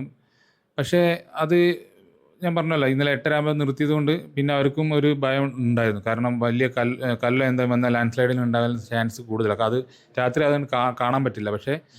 പക്ഷേ ഇതൊക്കെ സാങ്കേതികത്താണ്. പക്ഷേ ഇതിനെയൊക്കെ മറികടക്കാനുള്ള ഒരുപാട് സാങ്കേതികത നിലവിൽ ഉണ്ട് നമുക്ക്. കാരണം അത്രയും ഫ്ലഡ് ലൈറ്റ് വലിയ ഹൈറ്റിലൊക്കെ വെച്ച് ഫുൾ ഏരിയയിൽ വെളിച്ചം വെച്ചിട്ട് അതൊക്കെ ചെയ്യാൻ പറ്റുന്ന സാഹചര്യം ഉണ്ട്. പക്ഷേ ഇവിടെ അത് ആ രീതിയിൽ എന്നുള്ള കാര്യം നടക്കുന്നില്ല.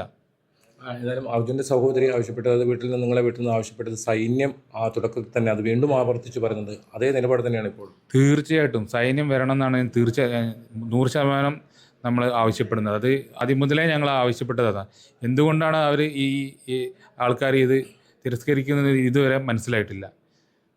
അല്ലെങ്കിൽ ഇവർക്ക് അത്യാധുനിക ഉപകരണങ്ങളോ എന്തെങ്കിലും വേണമായിരുന്നു. അതൊന്നും ഇവരില്ലാണ്ട് എന്തായാലും ഇവിടെ ചെയ്യാം.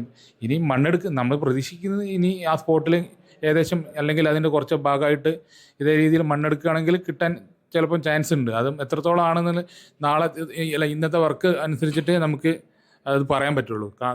കണ്ടിട്ടേ അത് നമുക്ക് പറയാൻ പറ്റുള്ളൂ. എന്തായാലും ഇനി ഉള്ള മണിക്കൂറുകൾ വളരെ നിർണായകമാണ്. അത് തന്നെയാണ് കുടുംബവും ആവശ്യപ്പെടുന്നത്.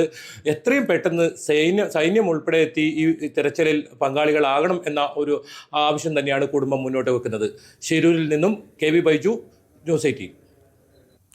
അതുതന്നെയാണ്. എന്തായാലും മല കണക്കെ ഇടിഞ്ഞു വീണ മൺകൂനയ്ക്കുള്ളിൽ നിന്നും ആ ഒരു നല്ല വാർത്ത കേൾക്കാൻ കാത്തിരിക്കുകയാണ് കേരളം. ഉടൻ തന്നെ ആ ഒരു നല്ല വാർത്ത നമുക്ക് കേൾക്കാൻ സാധിക്കട്ടെ. ശിരൂരിൽ നിന്നും KV ബൈജു ആണ് വിശദാംശങ്ങൾ പങ്കുവച്ചത്. നമുക്ക് മറ്റു ചില വാർത്തകൾ കൂടി നോക്കേണ്ടതുണ്ട്. ആ വാർത്തകൾക്ക് ശേഷം നമ്മൾ വീണ്ടും ശിരൂരിലേക്ക് തന്നെ പോകും. ആ വാർത്തകളിലേക്ക് എത്തുന്നതിന് മുൻപ് ഒരിടവേള.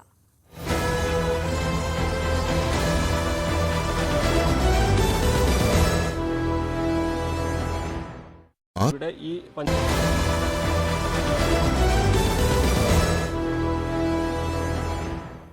തിരികെ വാർത്തയിലേക്ക് വരുമ്പോൾ മലയാളികളെ മുൾമുനയിൽ നിർത്തിയ നിപ്പ വൈറസ് വീണ്ടും വന്നിരിക്കുന്നു എന്നുള്ളൊരു വാർത്തയാണ് ഇന്നലെ മുതൽ നമ്മൾ കേട്ടുകൊണ്ടിരിക്കുന്നത്. ഏറ്റവും പ്രധാനമായി ഈ നിപ്പ ആദ്യമായി കേരളത്തിൽ സ്ഥിരീകരിച്ചിട്ട് 6 വർഷം പൂർത്തിയായത് കഴിഞ്ഞ മെയിലാണ്. വീണ്ടും നിപ്പ വൈറസ് കേരളത്തിൽ വന്നിരിക്കുന്നത്. എന്തായാലും 6 വർഷത്തിനിടെ 4ാം തവണയാണ് കേരളത്തിൽ വീണ്ടും നിപ്പ സ്ഥിരീകരിക്കുന്ന എന്നൊരു വാർത്തയുണ്ട്. എന്തായാലും ഈ നിപ്പ സ്ഥിരീകരിച്ച മലപ്പുറം പാണ്ടിക്കാട് സ്വദേശിയായ 14-കാരൻ്റെ ആരോഗ്യനില ഗുരുതരമായി തുടരുന്നു എന്നൊരു ആശങ്കയുണ്ട്. ജില്ലയിൽ എന്തായാലും മലപ്പുറം ജില്ലയിലടക്കം അതീവ ജാഗ്രത തുടരുകയാണ്. പാണ്ടിക്കാട്, ആനക്കയം പഞ്ചായത്തുകളിൽ കടുത്ത നിയന്ത്രണം ഏർപ്പെടുത്തി. 14-കാരന്റെ റൂട്ട് മാപ്പ് പുറത്തുവിട്ടു. സമ്പർക്കമുണ്ടായവർ കൺട്രോൾ റൂമുമായി ബന്ധപ്പെടണമെന്നാണ് നിർദ്ദേശം. ഒപ്പം ആരോഗ്യമന്ത്രി വീണ ജോർജിന്റെ അധ്യക്ഷതയിൽ അവലോകന യോഗം ഇന്ന് ചേരും. സി വി അനുമോദ് വിശദാംശങ്ങളുമായി ചേരുന്നു. Anumod, good morning. തെല്ലൊരാശങ്കയിലാണ് നമ്മളുള്ളത്. നിപ്പ വീണ്ടും സ്ഥിരീകരിച്ചിരിക്കുന്നു മലപ്പുറത്ത്. ഈ കുട്ടി കോഴിക്കോട് ഒരു സ്വകാര്യ ആശുപത്രിയിലാണ് ചികിത്സയിലുള്ളത്. നിലവിലെ ഒരു സാഹചര്യം എന്താണ്? ജില്ലയിൽ വലിയ ജാഗ്രതയിൽ തന്നെയാണോ? ആരോഗ്യവകുപ്പിന്റെ മുന്നറിയിപ്പ് അതെങ്ങനെയാണ്?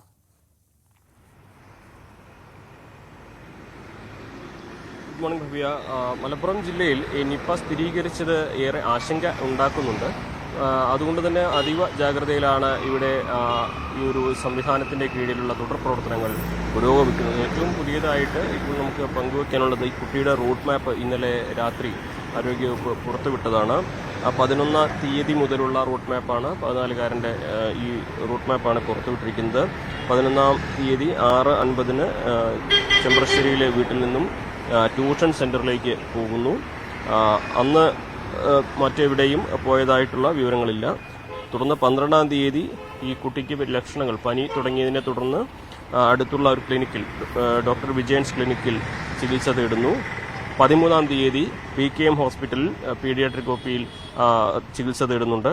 15-ാം തീയതിയാണ്, 14-ാം തീയതിയല്ല, പിന്നെ 15-ാം തീയതിയാണ് വീണ്ടും ഇതേ ആശുപത്രിയിലെത്തുകയും പിന്നീട് അവിടുന്ന് പെരിന്തൽമണ്ണയിലെ സ്വകാര്യ ആശുപത്രിയിലേക്ക് കൊണ്ടുപോവുകയും ചെയ്തിരിക്കുന്നത്. ഈ ഒരു റൂട്ട് മാപ്പിൻ്റെ സമയത്തിൻ്റെ അടിസ്ഥാനത്തിൽ ഈ ഒരു ഘട്ടത്തിൽ ഇവിടെ ഉണ്ടായിരുന്നവർ ജാഗ്രത പാലിക്കണമെന്നും അവർ കൃത്യമായി ക്വാറന്റൈൻ ചെയ്യണമെന്നും എന്തെങ്കിലും തരത്തിലുള്ള ലക്ഷണങ്ങൾ ഉണ്ടെങ്കിൽ ഉടൻ അധികൃതരുമായി ബന്ധപ്പെടണമെന്നുള്ള നിർദ്ദേശമാണ് ആരോഗ്യവകുപ്പ് മുന്നിൽ വച്ചിരിക്കുന്നത്. എന്താണെങ്കിലും ഒരു മേഖലയിൽ ആനക്കയം, പാണ്ടിക്കാട് പഞ്ചായത്തുകളിൽ കടുത്ത നിയന്ത്രണങ്ങൾ ഏർപ്പെടുത്തിയിട്ടുണ്ട്. ട്യൂഷൻ സെൻ്ററുകൾക്കും മതപഠന സ്ഥാപനങ്ങൾക്കും ഇന്ന് അവധിയാണ്. സ്കൂളുകൾ നാളെ ഉണ്ടാകുമോ ഇല്ലയോ എന്നുള്ളത് ഇന്നത്തെ അവലോകനത്തിന് ശേഷം മാത്രമേ തീരുമാനിക്കുകയുള്ളൂ. അതേസമയം തന്നെ ഈ ഒരു കുട്ടിക്ക് അസുഖം എവിടെ നിന്നാണ് വന്നത് എന്നതിനെക്കുറിച്ചുള്ള കൃത്യമായ അന്വേഷണവും നടക്കുന്നുണ്ട്. ജില്ലയിൽ നിന്ന് തന്നെ, മേഖലയിൽ നിന്ന് തന്നെ എവിടെയെങ്കിലും ആകുമെന്നൊരു കണക്കൂട്ടലാണ് അധികൃതർക്കുള്ളത്. ഒരുപക്ഷെ കൂട്ടുകാർക്കൊപ്പം എവിടെയെങ്കിലും പഴങ്ങളോ മറ്റോ പറിച്ചു തിന്നതോ നിലത്ത് വീണെടുക്കുന്ന പഴങ്ങളോ മറ്റോ കഴിച്ചതാകാനുള്ള സാധ്യതയാണ് കാണുന്നത്. അതേസമയം കഴിഞ്ഞ ദിവസം ആദ്യം ഒരു അഭ്യൂഹം ഉണ്ടായിരുന്നതുപോലെ മുൻപ് വയനാട് പോയപ്പോൾ അവിടെ നിന്നും ഉണ്ടായതാകാം എന്നൊരു കണക്കൂട്ടലുണ്ട്. പക്ഷെ അതങ്ങനെയല്ല. 3 മാസം മുമ്പായിരുന്നു ആ യാത്ര. അതും ഇപ്പോഴത്തെ ഈ സാഹചര്യവുമായിട്ട് ഇല്ല എന്ന നിഗമനമാണ് ആരോഗ്യവകുപ്പിനുള്ളത്. അങ്ങനെ ഒരു വിലയിരുത്തലാണ് ആരോഗ്യവകുപ്പിനുള്ളത്. അതേസമയം തന്നെ ഇപ്പോൾ ഈ ഒരു സമ്പർക്ക പട്ടികയിൽ നിലവിൽ 60 പേരെയാണ് ഹൈറിസ്ക് കാറ്റഗറിയിൽ ഉൾപ്പെടുത്തിയിട്ടുള്ളത്. ഇന്നിപ്പോൾ ഈ ഒരു നിപ്പ സ്ഥിരീകരിച്ച സാഹചര്യത്തിൽ കൂടുതൽ പേർ ഈ ഹൈറിസ്കിലേക്ക് വരുമോ എന്നുള്ള കാര്യമാണ് അറിയേണ്ടത്. 240ഓളം പേർ നിരീക്ഷണ പട്ടികയിലുണ്ട്. അതിൽ ഹൈറിസ്കുള്ളത് 60 പേരാണ്. അവരുടെ എണ്ണം ഇനിയും ഉയരാനുള്ള സാധ്യതയാണ് കാണുന്നത്. ഇപ്പോൾ ആനക്കയം, പാണ്ടിക്കാട് പഞ്ചായത്തുകളിൽ മാത്രമാണ് കടുത്ത നിയന്ത്രണങ്ങളുള്ളത്. മലപ്പുറം ജില്ലയിൽ മറ്റെവിടെയും നിയന്ത്രണങ്ങളോ മറ്റ് നിരോധനങ്ങളോ ഏർപ്പെടുത്തിയിട്ടില്ല. ആനക്കയം പഞ്ചായത്തിലും പാണ്ടിക്കാട് പഞ്ചായത്തിലും മുൻ നിശ്ചയിച്ച വിവാഹ ചടങ്ങുകൾ, അതേപോലെ ആളുകൾ കൂടുതൽ പങ്കെടുക്കുന്ന ചടങ്ങുകളിൽ ഒരു നിയന്ത്രണം, അതായത് ആളുകൾക്കൊരു നിയന്ത്രണം വരുത്തണമെന്ന നിർദ്ദേശം മാത്രമാണ് നൽകിയിട്ടുള്ളത്. അതേസമയം 10 മുതൽ 5 മണി മാത്രമാണ് ഈ ഒരു മേഖലകളിൽ, ഈ 2 പഞ്ചായത്തിലും എല്ലാ വാർഡുകളിലും കടകൾക്ക് തുറന്ന് പ്രവർത്തിക്കാൻ അനുമതിയുള്ളത്. ഹോട്ടലുകളടക്കം അങ്ങനെ പ്രവർത്തിക്കാമെന്നാണ് നിർദ്ദേശമുള്ളത്. സിനിമാ തിയേറ്ററുകൾക്ക് പ്രവർത്തിക്കാൻ അനുമതിയില്ല. അത്തരത്തിൽ മുൻപ് ഈ നിപ്പ സ്ഥിരീകരിച്ച ഇടങ്ങളിൽ നടപ്പാക്കിയ അതേ പ്രോട്ടോകോൾ മുൻപത്തേക്കാൾ ഈ ഒരു മുൻപത്തെ അനുഭവങ്ങളുടെ പശ്ചാത്തലത്തിൽ അത് കൃത്യമായി നടപ്പിലാക്കാൻ ആരോഗ്യവകുപ്പിന് സാധിക്കുന്നുണ്ട്. അതുകൊണ്ട് തന്നെ ആശങ്കപ്പെടേണ്ട സാഹചര്യമില്ല എന്ന് ആരോഗ്യവകുപ്പ് വ്യക്തമാക്കുന്നു. കാരണം കോവിഡ് പോലെ വളരെ പെട്ടെന്ന് പടർന്നു പിടിക്കുന്ന ഒരു അസുഖമല്ല നിപ്പ. പക്ഷേ ഈ ഒരു രോഗം സ്ഥിരീകരിച്ച അല്ലെങ്കിൽ സമ്പർക്ക പട്ടികയിലുള്ളവർ കൃത്യമായ മാസ്കും അതേപോലെയുള്ള സംവിധാനങ്ങളും ഉപയോഗിക്കണം. പരമാവധി ആളുകളിൽ നിന്നും സമ്പർക്കം ഒഴിവാക്കണം. എന്തെങ്കിലും തരത്തിലുള്ള ലക്ഷണങ്ങൾ ഉണ്ടെങ്കിൽ ഉടൻ ആരോഗ്യ വകുപ്പിനെ ബന്ധപ്പെടണം. മഞ്ചേരി മെഡിക്കൽ കോളേജിൽ 30 റൂമുകൾ ഇതിനോടകം തന്നെ ഐസൊലേഷൻ റൂമുകൾ സജ്ജമാക്കിയിട്ടുണ്ട്. ICU വാർഡ് സജ്ജമാക്കിയിട്ടുണ്ട്.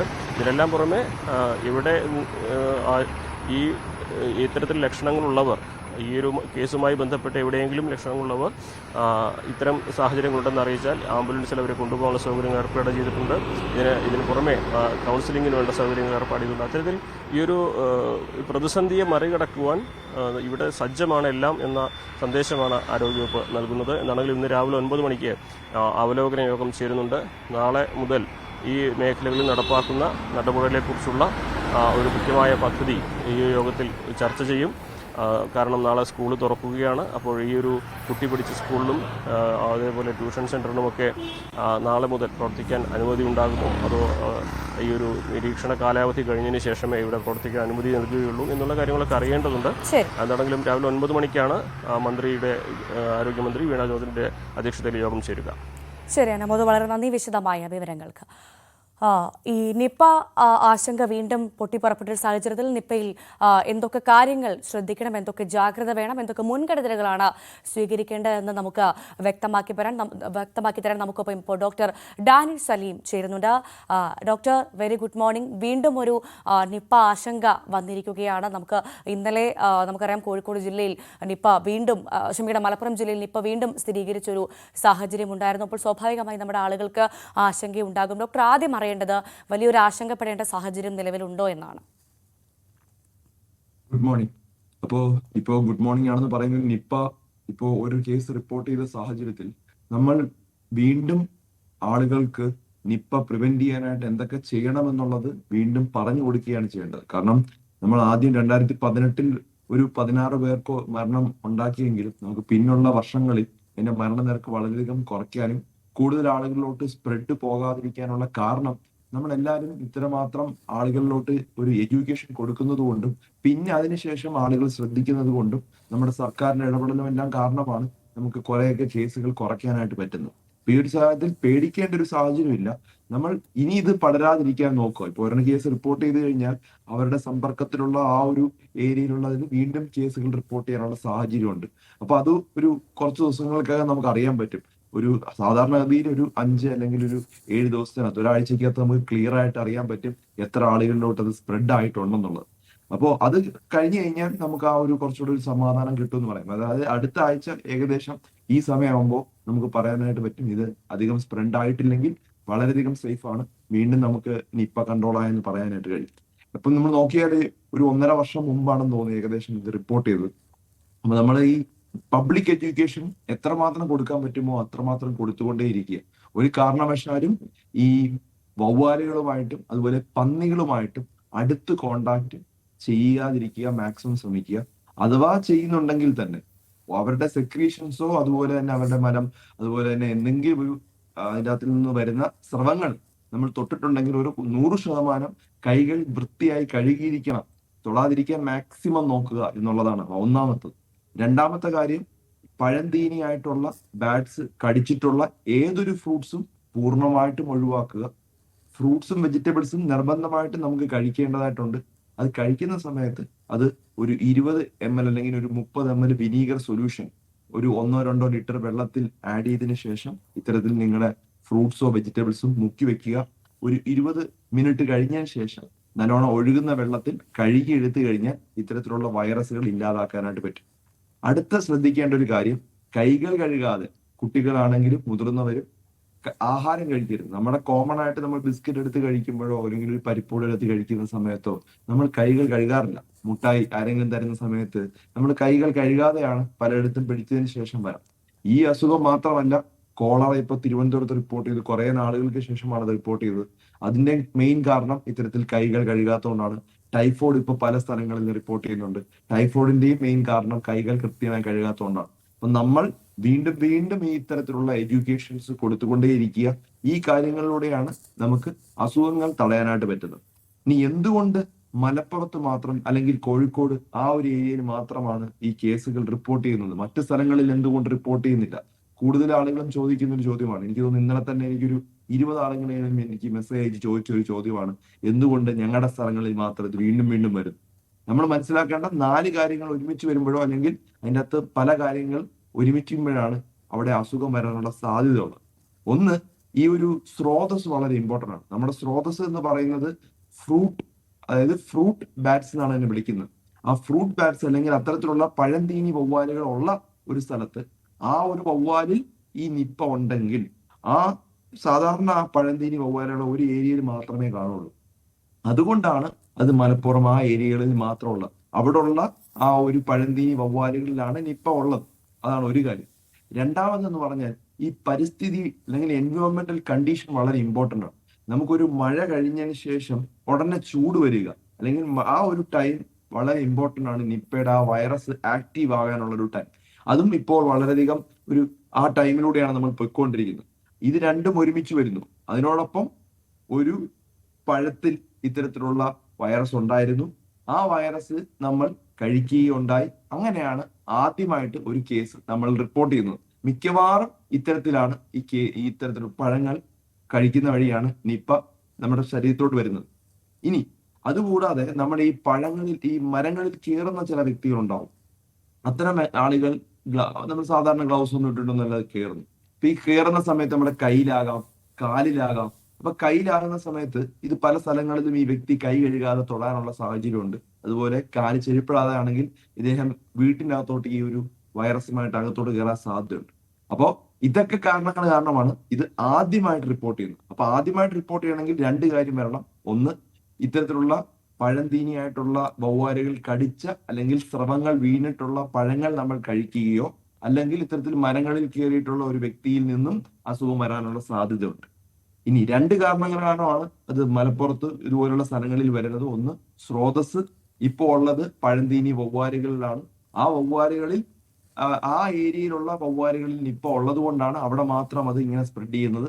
എൻവയോൺമെന്റൽ കണ്ടീഷൻ അല്ലെങ്കിൽ പരിസ്ഥിതിയുടെ ആ ഒരു ക്ലൈമറ്റ് കണ്ടീഷനും കൂടെ ഈ നിപ്പയുടെ ആക്ടിവേഷന് വേണ്ടി ഇമ്പോർട്ടന്റ് ആയിട്ടുള്ള ഒരു കാര്യമുള്ളത് കൊണ്ടാണ് ഒരേ സ്ഥലത്ത് വീണ്ടും വീണ്ടും വീണ്ടും വന്നുകൊണ്ടേയിരിക്കുന്നത്.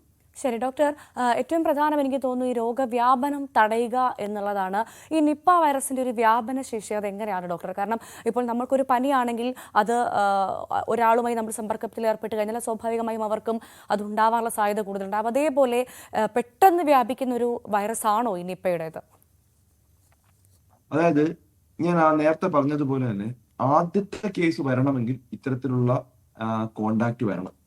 അതിനുശേഷമുള്ള കേസുകൾ ആ വ്യക്തിയുമായിട്ട് അല്ലെങ്കിൽ പോസിറ്റീവായിട്ടുള്ള നിപ്പ പോസിറ്റീവായിട്ടുള്ള ആളുകളുമായിട്ട് അടുത്ത കോണ്ടാക്ട്, ഈ അടുത്ത കോണ്ടാക്ട് എന്ന് പറഞ്ഞാൽ വളരെ ക്ലോസ് കോണ്ടാക്ട് ആണ്. സാധാരണ നമ്മൾ ഹഗ് ചെയ്യുന്ന സമയത്തോ അല്ലെങ്കിൽ മുഖത്ത് കിസ് ചെയ്യുന്ന സമയത്തൊക്കെയാണ് ഇതിങ്ങനെ സ്പ്രെഡ് ആവുന്നത്. അല്ലെങ്കിൽ അദ്ദേഹത്തിന്റെ സ്രവങ്ങൾ ചുമയ്ക്കുന്ന സമയത്ത് തൊട്ടടുത്ത് നിന്ന് ശ്വസിക്കുകയാണെങ്കിലൊക്കെ അസുഖം വരാം. അപ്പൊ അതുകൊണ്ട് ഏറ്റവും കൂടുതൽ റിസ്ക് ഉള്ളത് ഈ ഹെൽത്ത് കെയറിലുള്ള ആൾക്കാരാണ്. അതായത് ഹോസ്പിറ്റലുകളിലും ഡോക്ടേഴ്സ്, നഴ്സസുമാരായിട്ടാണ്. നമുക്കറിയാം 2018 നമുക്ക് പ്രിയപ്പെട്ടവരായിട്ടുള്ള നേഴ്സുമാരും അതായത് അവർ മാനവന്മാരെ നമുക്ക് നഷ്ടപ്പെട്ടു. അതിന്റെ കാരണം ഇവരുമായിട്ട് വളരെ ക്ലോസ് ആയിട്ട് പരിപാലിക്കുന്ന നേഴ്സുമാർക്കൊക്കെയാണ്, അല്ലെങ്കിൽ വീട്ടിലുള്ള ഫാമിലി മെമ്പേഴ്സിനാണ് വരാനുള്ള സാധ്യത വളരെ കൂടുതൽ. അല്ലാത്ത ആളുകൾ ഇത്രയും ക്ലോസ് കോണ്ടാക്ട് വരാനുള്ള സാധ്യത കുറവാണ്. അപ്പൊ അതൊന്നും മനസ്സിലാക്കേണ്ടതാണ്. മറ്റേ കോവിഡിനെ പോലെ ഒരു അടഞ്ഞ മുറിയിൽ ഇരുന്ന് കഴിഞ്ഞാൽ എല്ലാവർക്കും അസുഖം വരികയോ ഒന്നും ഇല്ലാത്തൊരു ടൈപ്പിലാണ് ഇപ്പോൾ നിപ്പ വൈറസ് പോയിക്കൊണ്ടിരിക്കുന്നത്. അപ്പൊ അതൊരു വളരെ സമാധാനമായിട്ടുള്ള ഒരു കാര്യമാണ്. വളരെ വേഗത്തിൽ സ്പ്രെഡ് ചെയ്യാത്തതും അതുപോലെ വ്യാപനശേഷി അത്ര സ്പീഡിലുള്ള ഇല്ലാത്തൊരു സാധനമാണ് നിപ്പ. പക്ഷെ ഇതിന്റെ ഒരേ ഒരു പ്രോബ്ലം, ഇതിന്റെ മോർട്ടാലിറ്റി റേറ്റ്, അതായത് മരണനിരക്ക് 40 മുതൽ 75%. നിപ്പ പിടിപെട്ട് രക്ഷപ്പെട്ട ധാരാളം ആളുകൾ പല സ്ഥലങ്ങളിലും ഉണ്ട്. ലോകത്ത് പല സ്ഥലങ്ങളിലും ഇത്തരത്തിലുണ്ട്. അതുകൊണ്ട് 100% മരണനിരക്കുള്ള ഒരു അസുഖമൊന്നുമല്ല. ഇതിനെ എത്രയും വേഗം കണ്ടെത്തുകയും നമ്മുടെ രോഗപ്രതിരോധ ശക്തി നല്ലതുകൊണ്ടാണെങ്കിൽ ചില നിപ്പകൾ തന്നെ കൺട്രോൾ ചെയ്യാറുണ്ട്. അതായത് മൂർച്ഛിക്കാതെ സ്വന്തമായിട്ട് തന്നെ കൺട്രോൾ ചെയ്ത് പോകാറുമുണ്ട്. അപ്പൊ അതുകൊണ്ട് ആ ഒരു കാര്യത്തിൽ പേടിക്കേണ്ട. അസുഖം വരാതിരിക്കാൻ നമുക്ക് ശ്രദ്ധിക്കേണ്ടത്, പനിയുമുള്ള വ്യക്തിയുമായിട്ട് നിങ്ങൾ കോണ്ടാക്ട് ചെയ്യുവാണെങ്കിൽ, അത് പ്രത്യേകിച്ചും ഈ ഏരിയകളിൽ, ഈ റിപ്പോർട്ട് ചെയ്ത സ്ഥലങ്ങളിൽ അല്ലെങ്കിൽ നിപ്പ മുമ്പ് വന്നിട്ടുള്ള സ്ഥലങ്ങളിൽ പനിയുമായിട്ട് സമ്പർക്കമുള്ള ഒരു വ്യക്തിയുമായി നിങ്ങൾ കോണ്ടാക്ട് വരുവാണെങ്കിൽ N95 മാസ്ക് ഇടുക. മാക്സിമം അവരുമായിട്ട് ക്ലോസ് കോണ്ടാക്ട് ചെയ്യാതിരിക്കുക. ഇനി അഥവാ അവരുമായിട്ട് കോണ്ടാക്ട് ചെയ്തിട്ടുണ്ടെങ്കിൽ അല്ലെങ്കിലും കൈയും കാലും കൈ ഉറപ്പായിട്ടും നല്ലോണം സോപ്പ് തേച്ചതിന് ശേഷം മാത്രമേ ആഹാരം കഴിക്കാവൂ എന്നുള്ള കാര്യം ഉറപ്പുവരുത്തുക. പഴങ്ങൾ ഞാൻ നേരത്തെ പറഞ്ഞതുപോലെ വൃത്തിയായി കഴുകിയതിനു ശേഷം മാത്രമേ കഴിക്കാവൂ. ഇത് അപ്പൊ പല ആളുകളും പഴങ്ങൾ പൂർണ്ണമായിട്ടും ഉപേക്ഷിക്കും. അത് ചെയ്യരുത്. കാരണം ഉപേക്ഷിച്ച് കഴിഞ്ഞാൽ നമുക്ക് ഈ വൈറ്റമിൻ സി ഡെഫിഷ്യൻസി ഇപ്പൊ കുട്ടികളിൽ ധാരാളം കാണുന്നുണ്ട്. അവരുടെ മോണയില് ഇടക്കിടയ്ക്ക് മോണയിലുള്ള ഇൻഫെക്ഷനും വായിനകത്തുനിന്നുള്ള ബ്ലീഡിങ് ഇപ്പൊ സ്ഥിരമായിട്ട് കുട്ടികളിൽ കാണുന്നുണ്ട്. അതിന്റെ കാരണം വൈറ്റമിൻ സി ഡെഫിഷ്യൻസി കുട്ടികളിൽ ധാരാളം ഉണ്ടാവുന്നുണ്ട്. കാരണം അവർ കഴിക്കുന്നില്ല. പിന്നെ അത് മാത്രമല്ല, ഈ വൈറ്റമിൻ സിയും ഈ ഫ്രൂട്ട്സിലുള്ള സാധനങ്ങൾ കഴിക്കുമ്പോഴാണ് നമുക്ക് രോഗപ്രതിരോധ ശക്തി ഉണ്ടാവുന്നത്. ഈ രോഗപ്രതിരോധ ശക്തി ഇല്ലെങ്കിൽ ഇത്തരത്തിലുള്ള അസുഖം വന്നാൽ പോലും നമുക്കത് കൺട്രോൾ ചെയ്യാൻ പറ്റാത്തൊരു സാഹചര്യത്തിലോട്ട് എത്താം. ഇത്തരം കാര്യങ്ങൾ ശ്രദ്ധിക്കുകയാണ് നമുക്ക് ഈ അസുഖം തടയാനായിട്ട് ചെയ്യേണ്ടത്. ശരി ഡോക്ടർ, ഇപ്പോഴത്തെ ഒരു സാഹചര്യം വെച്ച് ചോദിച്ചു പോവുകയാണ്, ഈ ഗുരുതരമായ ഒരു ആരോഗ്യ പ്രതിസന്ധിയിലേക്കാണോ നമ്മുടെ നാട് പോകുന്നത്? കാരണം ഇതുവരെ അല്ലെങ്കിൽ നമ്മുടെ നാട്ടിൽ നിന്ന് പൂർണ്ണമായി തുടച്ചു നീക്കി എന്ന് കരുതിയ കോളറ തിരിച്ചു വന്നത് സമീപത്ത് ഈ അടുത്ത കാലത്താണ്. ഒപ്പം നമുക്ക് വലിയ പരിചയമില്ലാത്ത അമീബിക് മസ്തിഷ്ക ജ്വരം ബാധിച്ച് കുഞ്ഞുങ്ങൾ മരിക്കുന്ന സംഭവം, ചെള്ളുപനി, കുരങ്ങുപനി, അങ്ങനെ വലിയ പരിചയം മലയാളിക്കില്ലാത്ത അസുഖങ്ങളൊക്കെ വന്നു തുടങ്ങിയ ഒരു സാഹചര്യമാണ്. എന്താണ് മനസ്സിലാക്കേണ്ടത് ഡോക്ടർ? നമ്മുടെ കേരളത്തിനെ വെച്ച് നോക്കുമ്പോൾ നമ്മുടെ ഇന്ത്യയിൽ തന്നെ ഏറ്റവും കൂടുതൽ വേഗത്തിൽ രോഗം കണ്ടുപിടിക്കുന്ന ഒരു സംസ്ഥാനമായിട്ട് പറയാം. അത് മാത്രമല്ല, നമുക്കിപ്പോ എല്ലാത്തിനെയും അസുഖത്തിനെയും കുറിച്ചും ഒരു വ്യക്തമായ ഒരു പ്രോട്ടോകോൾ ഉണ്ട്. ഇപ്പൊ കോളറ റിപ്പോർട്ട് ആയെങ്കിൽ പോലും നമുക്ക് ഉടനെ തന്നെ അത് കൺട്രോൾ ചെയ്യാനായിട്ട് പറ്റിയിട്ടുണ്ട്. അതൊരു വളരെ നല്ലൊരു കാര്യമാണ്. പക്ഷെ ജനങ്ങൾ മനസ്സിലാക്കേണ്ട ഒരു കാര്യം എന്ന് പറഞ്ഞാൽ നമ്മുടെ വൃത്തിയും അതുപോലെ നമ്മുടെ പരിസ്ഥിതിയുടെ വൃത്തിയും അല്ലെങ്കിൽ നമ്മുടെ ചുറ്റുപാടുമുള്ള വൃത്തി വളരെ പ്രധാനമാണ്. അത് എപ്പോഴൊക്കെ അതിനൊരു തോളം തെറ്റുന്ന സമയത്താണ് നമുക്ക് ഇത്തരത്തിലുള്ള അസുഖങ്ങൾ കൂടുതലായിട്ടും വരുന്നത്. പ്രത്യേകിച്ചും കോളറ എന്നുള്ള ഒരു അസുഖം വരുന്നത് പ്രത്യേകിച്ചും മലിനമായിട്ടുള്ള ജലവുമായിട്ടുള്ള കോണ്ടാക്ട് വരുന്ന സമയത്താണ്. പ്രത്യേകിച്ചും മലിനമായിട്ടുള്ള ജലം നമ്മുടെ ആഹാരമായിട്ട് മിക്സ് ചെയ്യുന്നു, അല്ലെങ്കിൽ ഇതുപോലെ തന്നെ ഈ പച്ചക്കറികളും ഫ്രൂട്ട്സുമായിട്ട് മിക്സ് ചെയ്യുന്നു, അല്ലെങ്കിൽ നമ്മൾ കഴിക്കുന്ന കുടിക്കുന്ന വെള്ളത്തിൽ ഇത്തരത്തിലുള്ള സെപ്റ്റിക് ടാങ്കിൽ നിന്ന് വന്ന് ഒലിച്ചു വരുന്ന വെള്ളം അതിൻ്റെ അതോട് മിക്സ് ആവുന്നു, വെള്ളം തിളപ്പിക്കാതെ വെള്ളം കുടിക്കുന്നു. ഇങ്ങനെയൊക്കെ സാഹചര്യം വരുമ്പോഴാണ് ഇത്തരത്തിലുള്ള അസുഖങ്ങൾ നമ്മൾ വീണ്ടും വീണ്ടും റിപ്പീറ്റ് ചെയ്യുന്നത്. ഒരു പേടിക്കേണ്ട ഒരു സാഹചര്യമൊന്നുമില്ല. കോവിഡിനെ പോലെ ഒന്നും വളരെ വേഗത്തിൽ സ്പ്രെഡ്. ഇപ്പം നമുക്ക് ഗുജറാത്തിലൊക്കെ നമുക്കിപ്പോൾ റിപ്പോർട്ട് ചെയ്തിട്ടുള്ള ഒരു പനമാണ് ചാന്ദിപുര വൈറസ്. ഈ ചാന്ദിപുര വൈറസിനെ പോലെ ചാന്ദിപുര വൈറസ് ആക്ച്വലി വളരെ വേഗത്തിൽ സ്പ്രെഡ് ചെയ്യും. ഏകദേശം 20 ആളുകൾ ഇപ്പൊ തന്നെ മരണപ്പെട്ടു കഴിഞ്ഞു അവിടെ. അപ്പം നമ്മളൊരു അസുഖം കണ്ടെത്തിയാൽ വളരെ കർശനമായ നിയന്ത്രണങ്ങൾ കൊണ്ടുവരികയും ആ ഒരു കറക്റ്റ് എഡ്യൂക്കേഷൻ നമ്മുടെ ജനങ്ങൾക്ക് കൊടുത്തു കഴിഞ്ഞാൽ അപ്പോഴെങ്കിലും ഒരു അസുഖം വരുമ്പോൾ ആൾക്കാർ വീണ്ടും ശ്രദ്ധിക്കും. പിന്നെ അതിനുശേഷം അത് വീണ്ടും മറന്നു പോകും. കുറെ നാൾ കഴിയുമ്പോൾ വീണ്ടും ഒരു അസുഖം വരുമ്പോഴാണ് വീണ്ടും ആൾക്കാർ ശ്രദ്ധിക്കുന്നത്. അപ്പം അത്രയും ഇങ്ങനെ ഉണ്ടെന്നുള്ളത് വലിയൊരു കാര്യമാണ്. അപ്പൊ നമ്മളിപ്പോ അസുഖം വന്ന സമയത്ത് മാക്സിമം അവയർനെസ് കൊടുക്കുകയും ജനങ്ങൾ ശ്രദ്ധിക്കുകയും ചെയ്തു കഴിഞ്ഞാൽ ഇത് പൂർണ്ണമായിട്ടും കൺട്രോൾ ചെയ്യാനായിട്ട് പറ്റും. പക്ഷെ പേടിക്കേണ്ട ഒരു സാഹചര്യം ഇല്ല എന്ന് വീണ്ടും വീണ്ടും ഊന്നി പറയുന്നു. പല ആളുകളും വീണ്ടും ഒരു ചോദ്യം ചോദിക്കുന്നുണ്ട്, ഈ വവ്വാലുകളെ കൊന്നുകൂടെ എന്നുള്ളത്. കംപ്ലീറ്റ് ആ ഒരു ഏരിയയിലുള്ള വവ്വാലുകളെ നശിപ്പിച്ചു കഴിഞ്ഞാൽ ഇത് പൂർണ്ണമായിട്ടും ഇല്ലാതാക്കി കൂടെ എന്നുള്ളത്. 4 പ്രശ്നങ്ങളാണ് വീണ്ടും അവിടെ കാണുന്നത്. ഒന്ന്, ഈ വവ്വാലുകളെ പൂർണ്ണമായിട്ടും കൊന്ന് നോക്കിയിട്ടുണ്ട് പല സ്ഥലങ്ങളിൽ. അത്തരം സ്ഥലങ്ങളിൽ അവർ കണ്ടെത്തിയത് ഈ കൊല്ലും തോറും ഈ അസുഖം കൂടുതൽ വ്യാപിക്കുന്നതായിട്ടാണ്. അതായത് ധാരാളം കൂടുതൽ ആളുകൾക്ക് ഈ വവ്വാലുകളെ കൊല്ലുന്ന സമയത്ത് കൂടുതൽ വ്യാപിക്കുന്നതായിട്ടാണ് കണ്ടെത്തിയത്. അതാണ് ഒരു കാര്യം. രണ്ടാമത്, വവ്വാലുകളെ കൊല്ലുന്ന സമയത്ത് വവ്വാലുകളാണ് പല ഇൻസെക്ട്സിനെയും കൊല്ലുന്നത്. അതായത് പല പ്രാണികളെയും അതുപോലെ പല ചെറിയ ചെറിയ ജീവികളെയും ഒരു ബയോളജിക്കൽ സിസ്റ്റമാണ് അതാണ് ഇല്ലാതാക്കുന്നത്. അപ്പൊ നമ്മൾ വവ്വാലുകളെ ഇല്ലാതാക്കി കഴിഞ്ഞാൽ ആ ഇൻസെക്ട്സ് കൂടുകയും ഇൻസെക്ട്സ് കൊണ്ടുണ്ടാവുന്ന അസുഖങ്ങൾ ധാരാളമാകാനുള്ള സാധ്യതയുണ്ട്. മൂന്നാമതായിട്ട്, ഈ ബാറ്റ്സ് ആണ് പല ഈ ഫ്രൂട്ട്സിനെയും അതുപോലെ പല പൂവുകളെയെല്ലാം പോളിനേഷൻ ചെയ്യുന്നത്. അതൊരു ബയോളജിക്കൽ സിസ്റ്റത്തിനെ തകർക്കാനുള്ള സാധ്യതയുണ്ട്. അപ്പൊ നാലാമത്, എക്കോളജിക്കൽ ബാലൻസിനെ നമുക്ക് തകിടം മറിക്കാതിരിക്കാൻ വേണ്ടി നമുക്ക് അങ്ങനെ ബാറ്റ്സിനെ കൊല്ലാനായിട്ട് പറ്റില്ല. ഏറ്റവും ഇമ്പോർട്ടന്റ് ആദ്യത്തെ കാര്യം തന്നെയാണ്, ബാറ്റ്സിനെ കൊല്ലുന്ന സമയത്ത് കൂടുതൽ സ്പ്രെഡ് വരുന്നതായിട്ടാണ് കണ്ടത്. അപ്പോഴാണ് ഹ്യൂമൻ ടു ബാറ്റ് കോണ്ടാക്ട് കൂടുതലാകുകയും കൂടുതൽ ഇൻഫെക്ഷൻ വന്നതായിട്ടാണ് പല സ്ഥലങ്ങളിലും തെളിയിച്ചിട്ടുള്ളത്. പല ബംഗ്ലാദേശിലും അതുപോലെ ചില രാജ്യങ്ങളിൽ ഈ സൗത്ത് ഈസ്റ്റ് ഏഷ്യയിലാണ് കൂടുതലും ഇത് സ്പ്രെഡ് ആവുന്നത്. അവിടെയൊക്കെ ഇത്തരത്തിലുള്ള വവ്വാലുകളെ കൊന്നു നോക്കിയിട്ടുണ്ട്. അവിടെയും കൂടുതൽ നിപ്പ സ്പ്രെഡ് ആവുന്നതായിട്ടാണ് കണ്ടെത്തിയത്. അപ്പൊ അതൊരു സൊല്യൂഷൻ അല്ല. നമുക്ക് ജനങ്ങളിൽ അവയർനെസ് കൊടുക്കുക എന്നുള്ളതാണ് ഏറ്റവും ഇമ്പോർട്ടന്റ്. ഈ വവ്വാലുകളുമായിട്ടും അതുപോലെ പന്നികളുമായിട്ടുള്ള വളരെ ക്ലോസ് കോണ്ടാക്ട് മാക്സിമം ഒഴിവാക്കുന്നത് തന്നെയാണ് ഈ അസുഖത്തിനെ തടയാൻ വേണ്ടി, അല്ലെങ്കിൽ പൂർണ്ണമായിട്ട് ഇനിയും റിക്കർ ആകാതിരിക്കാൻ വേണ്ടി നമുക്ക് ചെയ്യേണ്ടത്. ഈ അസുഖം ഒന്ന് കൺട്രോൾ ആയി കഴിയുമ്പോൾ നമ്മൾ വീണ്ടും ഇതിനെക്കുറിച്ച് മറക്കും. കുറച്ചു നാൾ കഴിയുമ്പോൾ വീണ്ടും ഇതുപോലെ നമ്മൾ ശ്രദ്ധിക്കാതെ. പക്ഷേ ഡോക്ടർ, നമുക്ക് മനസ്സിലാക്കാൻ സാധിച്ചത് ഇപ്പോൾ 6ാമത്തെ തവണ ഈ രോഗം കേരളത്തിൽ സ്ഥിരീകരിക്കുന്ന സമയത്ത് ഇതിനെ പൂർണ്ണമായും പിടിച്ചുകെട്ടാൻ നമുക്ക് സാധിച്ചില്ല എന്ന് തന്നെയല്ലേ വീണ്ടും ഈ അസുഖം ഉണ്ടാകുന്ന സമയത്ത് നമുക്ക് മനസ്സിലാക്കാൻ സാധിക്കുന്നത്? ശരിയാണ്. ഇത് പൂർണ്ണമായിട്ടും പിടിച്ചു കെട്ടാനായിട്ട് നമുക്ക് കഴിഞ്ഞിട്ടില്ല. പക്ഷെ ഇപ്പോഴും നിപ്പ എന്ന് പറഞ്ഞാൽ മിക്ക ഒരു 60 അല്ലെങ്കിൽ 70% കേരളത്തിലുള്ള ആളുകൾക്കും ഇതിനെക്കുറിച്ച് കുറെ കൂടെ അറിയാം. അതിന്റെ ലക്ഷണങ്ങൾ എന്തൊക്കെയാണ് ശ്രദ്ധിക്കേണ്ടത് എന്നുള്ളത്. പക്ഷെ നമ്മുടെ ഒരു കെയർലെസ്നെസ് അല്ലെങ്കിൽ ഒരു ശ്രദ്ധയില്ലായ്മ ഇടയ്ക്കിടയ്ക്ക് ഉണ്ടാകുന്നുണ്ട്. ആ സമയത്താണ് ഇതുപോലുള്ള കേസുകൾ വീണ്ടും പൊട്ടിപ്പെടുന്നത്. കോളറയാണെങ്കിലും ഈ പറഞ്ഞ ഈ ഡെങ്കി പനി പകരുന്നതിന് പ്രധാന കാരണം നമ്മുടെ വീടിന് ചുറ്റും ഇത്തരത്തിലുള്ള വെള്ളങ്ങൾ കെട്ടിക്കിടക്കുന്നത് കൊണ്ടും നമ്മൾ ശ്രദ്ധിക്കാത്തതുകൊണ്ടാണ്. ഡെങ്കി പടർന്നു തുടങ്ങുമ്പോൾ നമ്മൾ വീണ്ടും ഒരു അവയർനെസ് ക്യാമ്പയിൻ സ്റ്റാർട്ട് ചെയ്യുമ്പോൾ വീണ്ടും ആളുകൾ ശ്രദ്ധിക്കുകയും ഡെങ്കി കൺട്രോൾ ആകുകയും ചെയ്യുന്നുണ്ട്.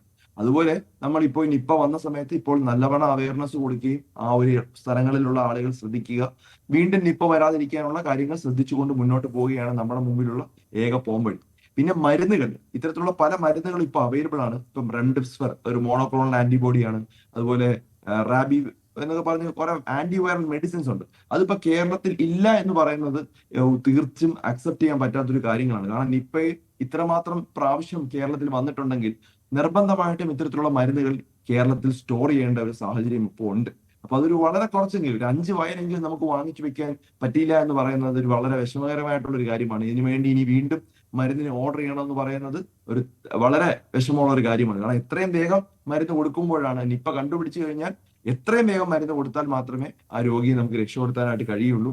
അല്ലെങ്കിൽ അത് വളരെ പാടാണ് രക്ഷപ്പെടുത്താൻ. പിന്നെ സപ്പോർട്ടീവ് മാനേജ്മെന്റ് മാത്രമേ നമുക്ക് ചെയ്യാനായിട്ട് കഴിയുള്ളൂ. ഡോക്ടർ, ഒരു കാര്യം കൂടി, നമുക്ക് ഈ കേരളത്തിലുള്ള പകർച്ചവ്യാധികളിൽ പല മാറ്റങ്ങളും സംഭവിച്ചു എന്ന കാര്യം വ്യക്തമാണ്, അങ്ങനെ റിപ്പോർട്ടുകളും പറയുന്നുണ്ട്.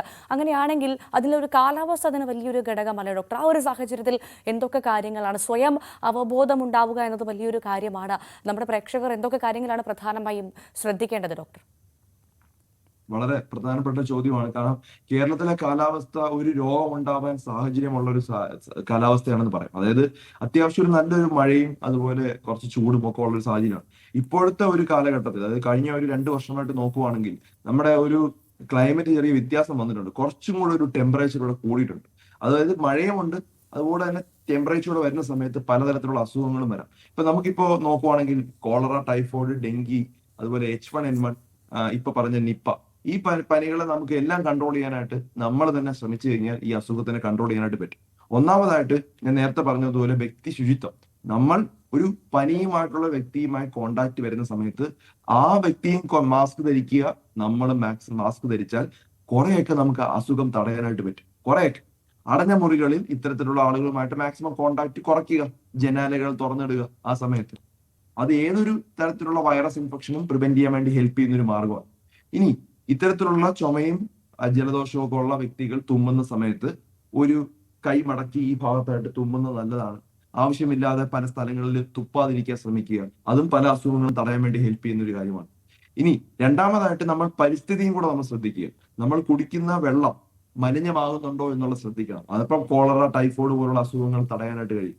അഥവാ മലിനമാകുന്നുണ്ടോ നമുക്കറിയില്ല.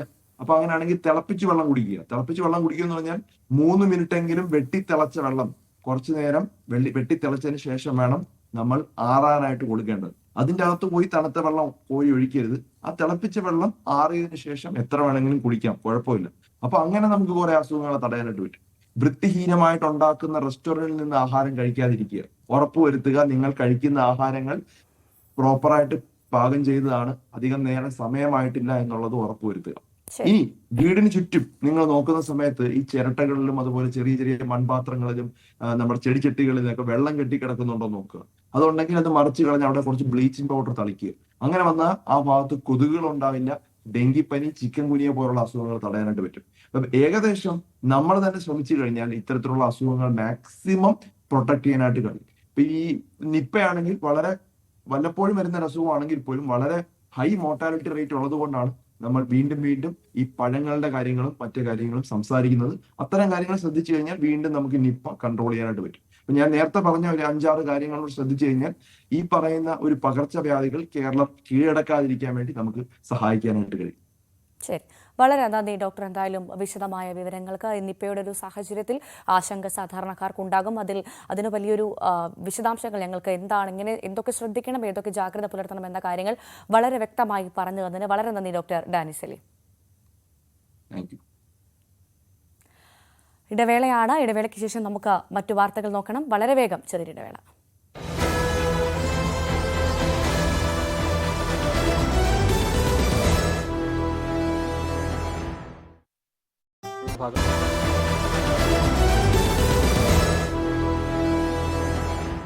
ഒരിക്കൽ കൂടി എല്ലാ പ്രേക്ഷകർക്കും മോർണിംഗ് വൈബ്സിലേക്ക് സ്വാഗതം. നമ്മൾ ഇനി അന്താരാഷ്ട്ര വാർത്തകളിലേക്ക് പോകുമ്പോൾ ടെൽ അവീവിൽ ഹൂതികൾ നടത്തിയ ഡ്രോൺ ആക്രമണത്തിൽ പിന്നാലെ പടിഞ്ഞാറൻ യമനിൽ ഹൂതി കേന്ദ്രങ്ങളിൽ വ്യോമാക്രമണം നടത്തി ഇസ്രയേൽ. ഹൂതികളുടെ ശക്തി കേന്ദ്രമായ പടിഞ്ഞാറൻ തുറമുഖ നഗരമായ ഹൊദൈദ എന്ന സ്ഥലത്താണ് ആക്രമണമുണ്ടായത്. എണ്ണ സംഭരണ കേന്ദ്രത്തിൽ നടത്തിയ ആക്രമണത്തിൽ വൻ നാശനഷ്ടങ്ങളാണ് റിപ്പോർട്ട് ചെയ്തിട്ടുള്ളത്.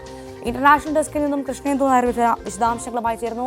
കൃഷ്ണേന്ദു, കഴിഞ്ഞ ദിവസം നമുക്കറിയാം ഇസ്രായേലിലെ ടെൽ അവീവിലാണ് ഈ യമൻ ഡ്രോണുകൾ ഉപയോഗിച്ച് വലിയ ആക്രമണം നടത്തിയത്. അതിനുള്ളൊരു തിരിച്ചടിയാണ് ഈ ആക്രമണം എന്ന് പറയാമോ? ഇതെപ്പോഴായിരുന്നു? വിശദാംശങ്ങൾ. തീർച്ചയായും ഇതൊരു തിരിച്ചടി എന്ന് തന്നെ പറയാൻ സാധിക്കും. അതായത് ഹൂതികൾ കഴിഞ്ഞ വെള്ളിയാഴ്ച ടെല്ലവീവ് എന്ന് പറയുന്നത് ഇസ്രായേലിൻ്റെ ഒരു പ്രധാന കേന്ദ്രമാണ്. ഇസ്രായേലിൻ്റെ തലസ്ഥാനം കൂടിയായ ടെല്ലവീവിൽ ഒരു ഡ്രോൺ ആക്രമണം നടത്തിയിരുന്നു. ഈ ആക്രമണത്തിൽ ഒരു വ്യക്തി കൊല്ലപ്പെടുകയും ഒരു 10 പേർക്ക് പരിക്കേൽക്കുകയും ചെയ്തിട്ടുണ്ട്. ഈ ഒരു ആക്രമണത്തിന് ശേഷമാണ് ഇസ്രായേൽ ഇങ്ങനെ ഒരു വ്യോമാക്രമണം നടത്തിയിരിക്കുന്നത്. ഇസ്രായേൽ F-15 ജെറ്റുകൾ ഉപയോഗിച്ചാണ് ഈ വ്യോമാക്രമണം നടത്തിയിരിക്കുന്നത്. ഹൊദൈദ എന്ന് പറയുന്നത് ഹൂതികളുടെ ഒരു ശക്തി കേന്ദ്രമാണ്. ഹൊദൈദ തുറമുഖത്ത് വ്യോമാക്രമണം നടത്തി, ഒപ്പം പവർ പ്ലാന്റുകളും കേന്ദ്രീകരിച്ച് ആക്രമണം നടത്തിയിട്ടുണ്ട് എന്നാണ് മനസ്സിലാക്കാൻ സാധിക്കുന്നത്. ഇതേ ആക്രമണത്തിൽ 87 പേർക്ക് പരിക്കേറ്റിട്ടുണ്ട് എന്നാണ് പ്രാഥമിക വിവരം. ഒപ്പം 3 പേർ മരിച്ചിട്ടുണ്ട് എന്നൊരു സ്ഥിരീകരണം കൂടി വരുന്നുണ്ട്. ഭവ്യ, ശരി, അതാണ് സാഹചര്യം. ടെൽ അവീവിൽ ഹൂതികൾ നടത്തിയ ഡ്രോൺ ആക്രമണത്തിന് പിന്നാലെ പടിഞ്ഞാറൻ യമനിൽ ഹൂതി കേന്ദ്രങ്ങളിൽ വ്യോമാക്രമണം നടത്തിയിരിക്കുകയാണ് ഇസ്രായേൽ. കഴിഞ്ഞ ദിവസം നടത്തിയ ആക്രമണത്തിന് ഒരു തിരിച്ചടി എന്ന് വേണമെങ്കിൽ പറയാവുന്ന സാഹചര്യം. കൃഷ്ണേന്ദു നായരാണ് വിവരങ്ങൾ പങ്കുവച്ചത്. വീണ്ടും മറ്റു വാർത്തകളിലേക്ക് എത്തുമ്പോൾ 18ാം ലോക്സഭയുടെ ആദ്യ ബജറ്റ് സമ്മേളനത്തിന് നാളെ തുടക്കമാകുന്നു. സമ്മേളനത്തിന് മുന്നോടിയായി ഇന്ന് സർവകക്ഷി യോഗം ചേരും. സാമ്പത്തിക സർവേ റിപ്പോർട്ട് നാളെ സഭയിൽ വയ്ക്കും. തുടർച്ചയായി 7ാമത്തെ ബജറ്റാണ് നിർമ്മലാ സീതാരാമൻ അവതരിപ്പിക്കുന്നത്. പാലക്കാട് BJPയിലെ കലാപം നേതൃത്വത്തിന് കീറാമുട്ടിയാകുന്നു. BJP മുൻ കൌൺസിലർ SP അച്യുതാനന്ദന്റെ വീടിന് നേരെയുള്ള ആക്രമണത്തിൽ പിടിയിലായവരെല്ലാം BJPയിലെ ഉന്നതർ ആണെന്നാണ് മനസ്സിലാകുന്നത്. BJP മുൻ കൌൺസിലർ SP അച്യുതാനന്ദന്റെ വീടിന് നേരെയുള്ള ആക്രമണത്തെ ചൊല്ലിയുള്ള പാർട്ടിയിലെ പൊട്ടിത്തെറി പരിഹരിക്കാനാകാതെ നേതൃത്വം. ശോഭാ സുരേന്ദ്രൻ, C കൃഷ്ണകുമാർ വിഭാഗങ്ങൾ തമ്മിലുള്ള വാക്പോരാണ് അച്യുതാനന്ദന്റെ വീടാക്രമണത്തിൽ കലാശിച്ചത്. ശോഭാ സുരേന്ദ്രന്റെ അടുത്ത അനുയായിയായ അച്യുതാനന്ദന്റെ വീടാക്രമണത്തിൽ അറസ്റ്റിലായ BJP യുവമോർച്ച പ്രവർത്തകർ എതിർവിഭാഗത്തിലുള്ള ഉന്നതനുമായി അടുത്ത ബന്ധമുള്ളയാളാണെന്ന് ശോഭാ സുരേന്ദ്രൻ വിഭാഗം പറയുന്നു. വീടിന് നേരെയുള്ള ആക്രമണം അറിയില്ലെന്ന് K സുരേന്ദ്രൻ പറഞ്ഞത് എന്ത് അടിസ്ഥാനത്തിലാണെന്ന് അറിയില്ലെന്ന് SP അച്യുതാനന്ദൻ പറഞ്ഞു. അതിന് ഞാൻ ഉത്തരവാദിയല്ല. അദ്ദേഹത്തിന് ചിലപ്പോൾ അറിയില്ലായിരിക്കാം. ഞാൻ ഇവിടെ എല്ലാ പ്രാദേശിക നേതാക്കന്മാരെ അറിയണമെന്ന് അയാൾ പറഞ്ഞു. എല്ലാം അറിയണമെന്നില്ല. ഇങ്ങനെ ഒരു സംഭവമേ അറിയില്ലെന്നാ പറഞ്ഞു. താങ്കളുടെ വീടിന് നേരെ ഞാൻ ഉത്തരവാദിയല്ല. അത് ജില്ലാ ഘടകമോ അല്ലെങ്കിൽ ഇവിടെയുള്ള ഭാരവാഹികൾ അറിയിക്കേണ്ടതായിരുന്നു. അദ്ദേഹത്തിന് അത് അറിയാൻ പറ്റിയിട്ടില്ലായിരിക്കാം. C കൃഷ്ണകുമാറിനെതിരെ ഫേസ്ബുക്കിൽ കമന്റിട്ടതിന് പിന്നാലെയാണ് അച്യുതാനന്ദന്റെ വീടിന് നേരെ ആക്രമണം ഉണ്ടായത്. തെരഞ്ഞെടുപ്പ് സമയത്ത് C കൃഷ്ണകുമാറിന്റെ പോസ്റ്റർ പോലും സമൂഹമാധ്യമങ്ങളിൽ ഷെയർ ചെയ്തിരുന്നില്ല എന്ന് അച്യുതാനന്ദൻ പറയുന്നു. ഞാൻ കൃഷ്ണകുമാറിനെതിരെ കമന്റ് ഇട്ടിട്ടില്ല. എനിക്കൊരു ഇത് വന്നതിന് ശേഷം അതിൻ്റെ അടിയിൽ ഞാൻ കമന്റ് ഇട്ടു. ആ കമന്റ് ഈ പ്രതികളും ഞാൻ BJPയുടെ അധോഗതിയായിരിക്കും എന്നുള്ള രീതിയിലാണ്. അധോഗതി എന്ന് ഞാൻ ഇട്ടില്ല. BJPയുടെ അധോഗതി എന്ന് ഞാൻ ഒരിക്കലും പറഞ്ഞിട്ടില്ല. ഞാൻ വെറും അധോഗതി എന്ന് മാത്രമേ അതില്. കൃഷ്ണകുമാറിന്റെ പോസ്റ്റിന്റെ താഴെയാണ്. അല്ല, കൃഷ്ണകുമാറിന്റെ പോസ്റ്റിന്റെ താഴെയല്ല. എനിക്ക് പോസ്റ്റ് ഇട്ടത് വേറെ ആളാണ്. കൃഷ്ണകുമാർ അല്ല പോസ്റ്റ് ഇട്ടത്. കൃഷ്ണകുമാറിന്റെ ചിത്രമായിരുന്നു. വീഡിയോ ഞാൻ പറഞ്ഞിട്ടേ ഇല്ല. കൃഷ്ണകുമാറിന്റെ വീഡിയോ ചിത്രം എന്തൊക്കെയായിരുന്നില്ല? അത് എല്ലാവരും കൂടിയുള്ള കുറെ പേരുണ്ട് അതിനകത്ത്. അപ്പോൾ അതില് ഞാൻ കൃഷ്ണകുമാറിനെ പറ്റിയിട്ട് ഞാൻ പറഞ്ഞിട്ടേ ഇല്ല. വ്യക്തിപരമായിട്ട് പേരെടുത്ത് പറഞ്ഞിട്ടില്ല. പേരും പറഞ്ഞിട്ടില്ല, ഒന്നും പറഞ്ഞില്ല. വെറും ജസ്റ്റ് ഇങ്ങനെ ഒരു അടിക്കുറിപ്പ് എഴുതി എന്നുള്ള അടിക്കുറിപ്പിന് അതിന് എനിക്ക് ഇങ്ങനെയാണോ ചെയ്യുക? ഉപതെരഞ്ഞെടുപ്പ് അടുത്തിരിക്കെ പാലക്കാട് BJPയിൽ വിഭാഗീയത പൊട്ടിത്തെറിയിലെത്തിയതാണ് നേതൃത്വത്തെ വെട്ടിലാക്കിയിരിക്കുന്നത്. സ്ഥാനാർത്ഥി പട്ടികയിൽ ഇടം നേടാൻ കൃഷ്ണകുമാർ വിഭാഗം ചരടുവലി നടത്തുന്നതിനിടയിലാണ് BJPയിലെ പ്രശ്നപരിഹാരം നീളുന്നത്. ക്യാമറാമാൻ പ്രജിത് കോങ്ങാടിനൊപ്പം S വിനേഷ് കുമാർ, News 18 പാലക്കാട്. വനസംരക്ഷണ നിയമ ഭേദഗതിയിൽ റിപ്പോർട്ട് നൽകേണ്ട ഉന്നതാധികാര സമിതിയുടെ കാലാവധി സെപ്റ്റംബറിൽ അവസാനിക്കും. ഒക്ടോബർ 14 വനം പരിസ്ഥിതി മന്ത്രാലയത്തിനും സുപ്രീം കോടതിക്ക് മുൻപാകെയും സമിതി റിപ്പോർട്ട് നൽകുന്നതിന് മുൻപ് ഇടുക്കിയിലെ ഉൾപ്പെടെ കർഷകർക്ക് കൈവശ ഭൂമിയിലെ അവകാശം തെളിയിക്കാൻ കഴിഞ്ഞില്ലെങ്കിൽ അത് ഇടുക്കിയിലെ കർഷകർക്ക് വലിയ തിരിച്ചടിയാകും. 1980 ഒക്ടോബർ 24 കേന്ദ്ര വനസംരക്ഷണ നിയമമാണിപ്പോൾ പരിഷ്കരിച്ചിട്ടുള്ളത്. ഇത് പ്രകാരം 1980 ഒക്ടോബറിൽ നിയമം പ്രാബല്യത്തിൽ വന്നതു മുതൽ 1996 ഡിസംബർ 12 മുൻപ് വരെ കൈവശമുള്ള ഭൂമിയിൽ താമസിക്കുകയോ കാലിവളർത്തൽ, കച്ചവടം ഉൾപ്പെടെയുള്ള മറ്റ് ഇതര കാര്യങ്ങളോ നടത്തിയിട്ടുള്ളതാണെങ്കിൽ മാത്രമേ പുതിയ ഭേദഗതി അനുസരിച്ച് കേന്ദ്ര വനനിയമത്തിന്റെ പരിധിക്ക് പുറത്തുവരികയുള്ളൂ. ഇക്കാര്യത്തിൽ കർഷകരുമായി സംവദിക്കുന്നതിനും വിവരങ്ങൾ പഠിച്ച് കേന്ദ്ര സർക്കാരിനും സുപ്രീംകോടതിക്കും റിപ്പോർട്ട് നൽകുന്നതിനുമായി കഴിഞ്ഞ മെയ് മാസത്തിൽ സംസ്ഥാന സർക്കാർ ഉന്നതാധികാര സമിതിയെ നിയോഗിച്ചിരുന്നു. എന്നാൽ സമിതിയുടെ പ്രവർത്തനങ്ങൾ കർഷകർ ഉൾപ്പെടെയുള്ള ജനങ്ങളിലേക്ക് എത്താത്തതുമൂലം കർഷകന് ആവശ്യമായ രേഖകൾ സമർപ്പിക്കാൻ കഴിഞ്ഞിട്ടില്ല. ഇടുക്കി ജില്ലയിലെ വിവിധങ്ങളായ സ്വതന്ത്ര കർഷക സംഘടനകൾ അവർ ഒന്നിച്ചുകൂടി ഇത്തരത്തിൽ ഉള്ള കാര്യങ്ങൾ കർഷകരിലേക്കും പൊതുജനങ്ങളിലേക്കും എത്തിക്കുക എന്ന ഒരു മഹത്തായ ഉദ്ദേശത്തിൻ്റെ ഭാഗമായിട്ടാണ് ഇത്തരത്തിലൊരു യോഗം സംഘടിപ്പിക്കുകയും നൂറുകണക്കിന് ആളുകൾ ഇവിടെ എത്തിച്ചേരുകയും ചെയ്തിട്ടുള്ളത്.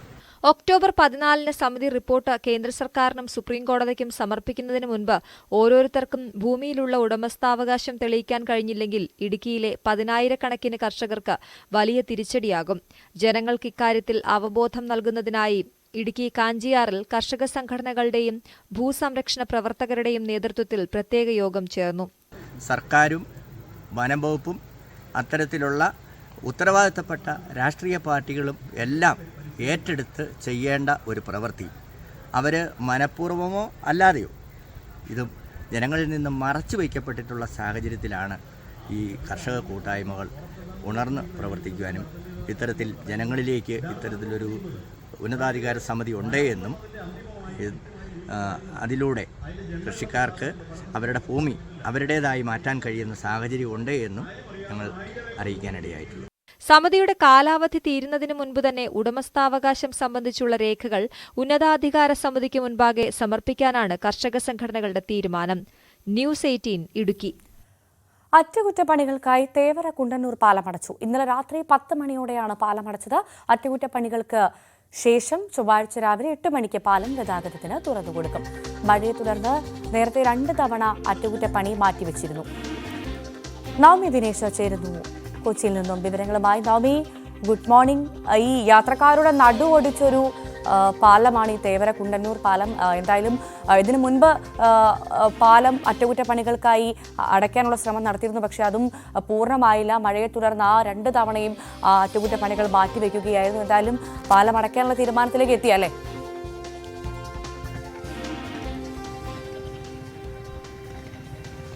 Very good morning Bhavya. നമുക്കറിയാം ഈ കുണ്ടന്നൂർ തേവര പാലം, ഈ പാലത്തിലൂടെ കയറി ഇറങ്ങി നടു ഒടിഞ്ഞ് പോകാത്ത യാത്രക്കാർ വളരെ കുറവായിരിക്കും. നമ്മൾ കഴിഞ്ഞ ദിവസമൊക്കെ ഇവിടെ വന്ന് ആളുകളുടെ പ്രതികരണം എടുത്തപ്പോഴൊക്കെ വലിയൊരു പ്രതിഷേധം നാട്ടുകാരുടെ ഭാഗത്തു നിന്നും ഈ യാത്രക്കാരുടെ ഭാഗത്തു നിന്നുമൊക്കെ ഉണ്ടായിരുന്നു.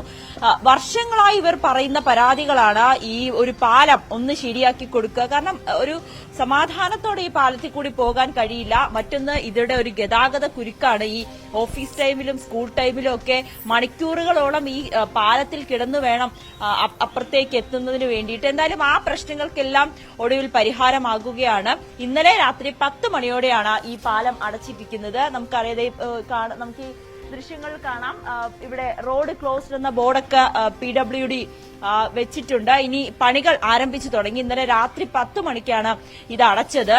ആദ്യം ഈ PWD പറഞ്ഞത് 1 മാസമെങ്കിലും വേണം കൃത്യമായി ഈ ഒരു പാലത്തിലെ അറ്റകുറ്റപ്പണികൾ പൂർത്തിയാക്കി ഗതാഗത യോഗ്യമാക്കുന്നതിന് വേണ്ടി 1 മാസം വേണമെന്ന്. പക്ഷെ നമുക്ക് കൊച്ചി പോലുള്ള ഒരു നഗരത്തിൽ 1 മാസം, പ്രത്യേകിച്ച് ഈ വലിയൊരു റോഡ് അടച്ചിടുക എന്ന് പറയുമ്പോൾ വളരെ ബുദ്ധിമുട്ടുള്ള കാര്യമായിരിക്കും. ഗതാഗത കുരുക്കായിരിക്കും. യാത്രക്കാർക്കൊക്കെ വലിയ ബുദ്ധിമുട്ടുണ്ടാവും. അതുകൊണ്ടാണ് 3 ദിവസം കൊണ്ട് പണി തീർക്കാമെന്നൊരു തീരുമാനത്തിലെത്തിയത്. അതുകൊണ്ട് തന്നെ രാവും പകലും നിന്ന് തന്നെയാണ് ജോലിക്കാർ ഈ പണി ചെയ്യുന്നത്. ചൊവ്വാഴ്ച രാവിലെ 8 മണിക്ക് ഈ പണികളെല്ലാം പൂർത്തിയാക്കിയതിനു ശേഷം തുറന്നുകൊടുക്കും. ഇപ്പോൾ നമുക്ക് ദൃശ്യങ്ങൾ കാണാം. ആളുകളൊക്കെ ഇത് അറിയാതെ ഇവിടേക്ക് കടക്കുന്നതിന്, ഈ പാലത്തിലൂടെ പോകുന്നതിന് വേണ്ടിയിട്ടൊക്കെ വരുന്നുണ്ട്. എന്തായാലും അവരെയൊക്കെ വഴിതിരിച്ചുവിടാൻ പോലീസ് ഉദ്യോഗസ്ഥരും ട്രാഫിക് പോലീസും ഒക്കെ ഇവിടെ ഉണ്ട്. എന്തായാലും 3 ദിവസത്തേക്കായിരിക്കും പാലം അടച്ചിടുന്നത്. ചൊവ്വാഴ്ച രാവിലെ 8 മണിയോടുകൂടി വീണ്ടും ഇത് തുറന്നുകൊടുക്കും. അപ്പോഴേക്കും ഈ അറ്റകുറ്റപ്പണികളെല്ലാം പൂർത്തിയാക്കി സുഗമമായി ആളുകൾക്ക് യാത്ര ചെയ്യുന്നതിന് വേണ്ടിയിട്ടായിരിക്കും ഈ പാലം തുറന്നുകൊടുക്കുക. മറ്റൊരു കാര്യം, ഇതിന്റെ ഒരു ബന്ധപ്പെട്ട വലിയ പ്രതിഷേധം പ്രതിഷേധവും പിന്നീട് ചർച്ചകളൊക്കെ നടത്തിയിരുന്നു. മരട് നഗരസഭയുടെ ഭാഗത്തു നിന്നൊക്കെ വലിയ രീതിയിൽ ഇതിലൊരു പ്രതിഷേധം നിലനിന്നിരുന്നു. കഴിഞ്ഞ 2 തവണ ഇതുമായി ബന്ധപ്പെട്ട് ഈ റോഡ് അടയ്ക്കുന്നതുമായി ബന്ധപ്പെട്ട് തീയതികൾ നിശ്ചയിച്ചിരുന്നു. പക്ഷേ ഈ കനത്ത മഴയെ തുടർന്ന് പണി ചെയ്താൽ കൂടിയും വീണ്ടും മഴയത്ത് ഈ ടാറിങ്ങൊക്കെ ഒലിച്ചു പോകും. അപ്പോൾ ഈ പണി നടത്തുന്നതിൽ ഉപയോഗമില്ലാതായി പോകും. അതുകൊണ്ട് തന്നെയാണ് 2 തവണ മാറ്റിവെച്ചതിന് ശേഷം കഴിഞ്ഞ 2 ദിവസങ്ങളായി കൊച്ചിയിൽ വലിയ രീതിയിലുള്ള മഴയില്ല, നല്ല തെളിഞ്ഞ ഒരു അന്തരീക്ഷം തന്നെയാണ്. അതുകൊണ്ടാണ് ഇന്നലെ രാത്രി ഇത്തരത്തിലൊരു തീരുമാനമെടുത്തത്. എത്രയും വേഗം ഈ പാലത്തിന്റെ പണികൾ പൂർത്തിയാക്കി ആളുകൾക്ക് സുഗമമായി യാത്ര ചെയ്യുന്നതിന് വേണ്ടി തുറന്നുകൊടുക്കാൻ തീരുമാനിച്ചിരിക്കുന്നത്. ഭവ്യ. ശരി, നവമി ദിനേശാണ് വിവരങ്ങൾ പങ്കുവച്ചത്. ജനവാസ മേഖലയിൽ നിലയുറപ്പിച്ച് പടയപ്പ എന്ന കാട്ടാന 6 ദിവസമായി സലൻ വാലി എസ്റ്റേറ്റിലും കുറ്റ്യാർ വാലിയിലും നിലയുറപ്പിച്ചിരുന്ന ആന രാത്രിയോടെ മാട്ടുപ്പെട്ടി റോഡിലിറങ്ങി വാഹനങ്ങൾ തകർത്തു. ശനിയാഴ്ച രാത്രിയോടെ നെറ്റിമേട് റോഡ് വഴി ദേവികുളം പഞ്ചായത്ത് കാര്യാലയത്തിലെത്തിയ ആനയെ നാട്ടുകാർ ബഹളം വെച്ച് കാട് കയറ്റാൻ ശ്രമിച്ചെങ്കിലും നടന്നില്ല. കഴിഞ്ഞ 1 മാസക്കാലമായി RRT സംഘം പടയപ്പയെ നിരീക്ഷിച്ച് ജനവാസ മേഖലയിൽ നിന്നും അകറ്റി നിർത്തിയിരുന്നു. എന്നാൽ വീണ്ടും ആന ജനവാസ മേഖലയിലെത്തിയത് ആശങ്കയ്ക്ക് കാരണമായിട്ടുണ്ട്.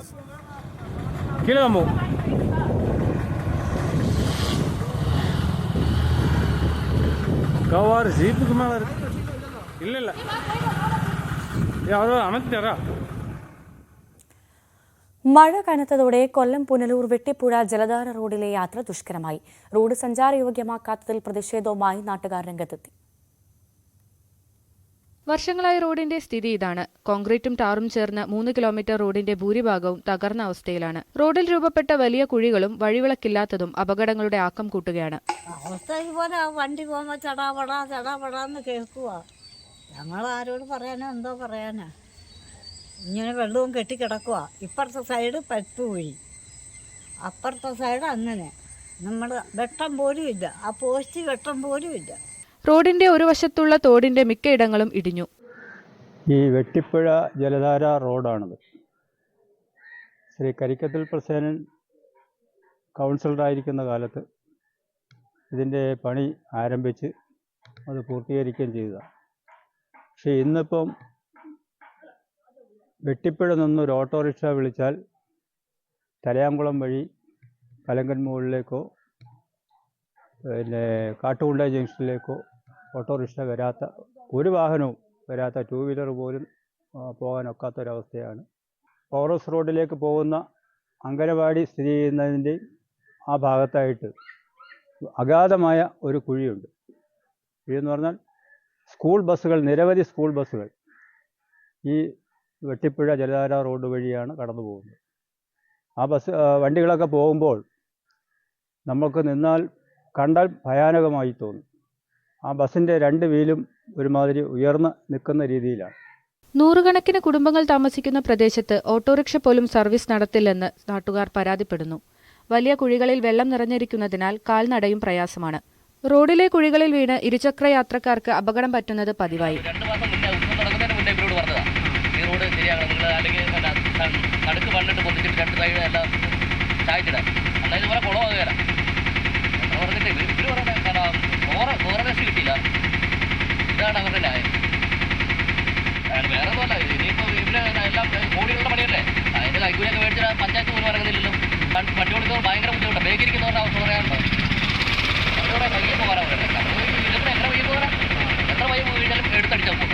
റോഡ് സഞ്ചാരയോഗ്യമാക്കണമെന്ന് പലവട്ടം ആവശ്യപ്പെട്ടു. ഒരു നടപടിയും ഉണ്ടായിട്ടില്ല. ന്യൂസ് 18 പുനലൂർ. അപ്രോച്ച് റോഡിന്റെ നിർമ്മാണം പൂർത്തിയാകാത്തത് മൂലം ദുരിതത്തിലാണ് കണ്ണൂർ കൊട്ടിയൂർ നീണ്ടുനോക്കി നിവാസികൾ. പാലത്തിന്റെ നിർമ്മാണം പൂർത്തിയായിട്ടും റോഡ് നിർമ്മാണം പാതി വഴിയിൽ നിർത്തിയതാണ് നാട്ടുകാരെ ദുരിതത്തിലാക്കുന്നത്. ഏറെക്കാലത്തെ ആവശ്യങ്ങൾക്കൊടുവിലാണ് പാല നിർമ്മാണം തുടങ്ങിയത്. മാസങ്ങൾക്ക് മുമ്പ് തന്നെ പാലത്തിന്റെ നിർമ്മാണം പൂർത്തിയായെങ്കിലും അപ്രോച്ച് റോഡിന്റെ പ്രവൃത്തി എങ്ങും എത്തിയില്ല. ചളിക്കുളമായ റോഡിൽ കൂടി വിദ്യാർത്ഥികൾ ഉൾപ്പെടെയുള്ളവർ ഏറെ പ്രയാസപ്പെട്ടാണ് കടന്നുപോകുന്നത്. ഇരുചക്ര വാഹനങ്ങൾ ഇതുവഴി കടത്തിക്കൊണ്ടുപോകാൻ സാധിക്കാത്തത് നാട്ടുകാരെ ചില്ലറയൊന്നുമല്ല ബുദ്ധിമുട്ടിലാക്കുന്നത്. കൊട്ടിയൂർ വൈശാഖ മഹോത്സവത്തിന്റെ സമയത്ത് പോലും റോഡ് ഗതാഗത യോഗ്യമാക്കാത്തതിനെതിരെ നാട്ടുകാർ പ്രതിഷേധിച്ചിരുന്നു. വാഴ നട്ടും നെല്ല് വിതച്ചും നടത്തിയ പ്രതിഷേധങ്ങളൊന്നും പക്ഷേ ഫലം കണ്ടില്ല. ഒറ്റപ്ലാവ്, പന്നിയാമല, പാലുകാച്ചി തുടങ്ങിയ പ്രദേശങ്ങളിൽ നിന്ന് എളുപ്പത്തിൽ നീണ്ടുനോക്കി ടൗണിലെത്താൻ ആളുകൾ ഉപയോഗിക്കുന്ന പാതയാണ് ഗതാഗത യോഗ്യമല്ലാതെയായി കിടക്കുന്നത്.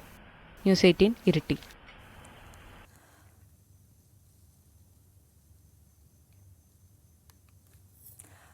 അതീവ ശോചനീയാവസ്ഥയിലാണ് തൃശൂർ മണലൂർ വില്ലേജ് ഓഫീസ്. കെട്ടിടത്തിന്റെ ഓരോ ഭാഗങ്ങൾ തകർന്നു വീണു തുടങ്ങി. വിലപ്പെട്ട രേഖകളടക്കം യാതൊരു സുരക്ഷയുമില്ലാതെ ആണ് വെച്ചിട്ടുള്ളത്.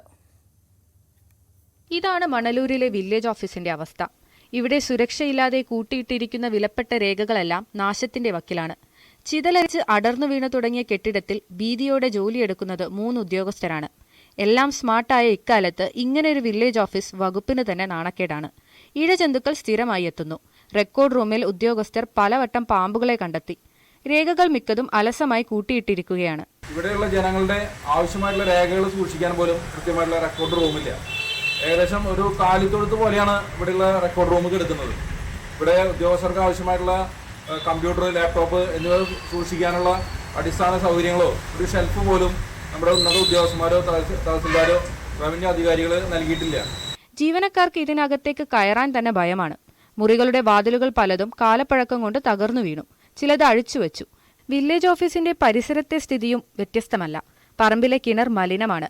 മേലധികാരികളുടെ ശ്രദ്ധയിൽപ്പെടുത്തിയിട്ടും വില്ലേജ് ഓഫീസിന്റെ ശോചനീയാവസ്ഥയ്ക്ക് ഇതുവരെ പരിഹാരമായില്ലെന്നാണ് പരാതി. ന്യൂസ് 18 തൃശൂർ.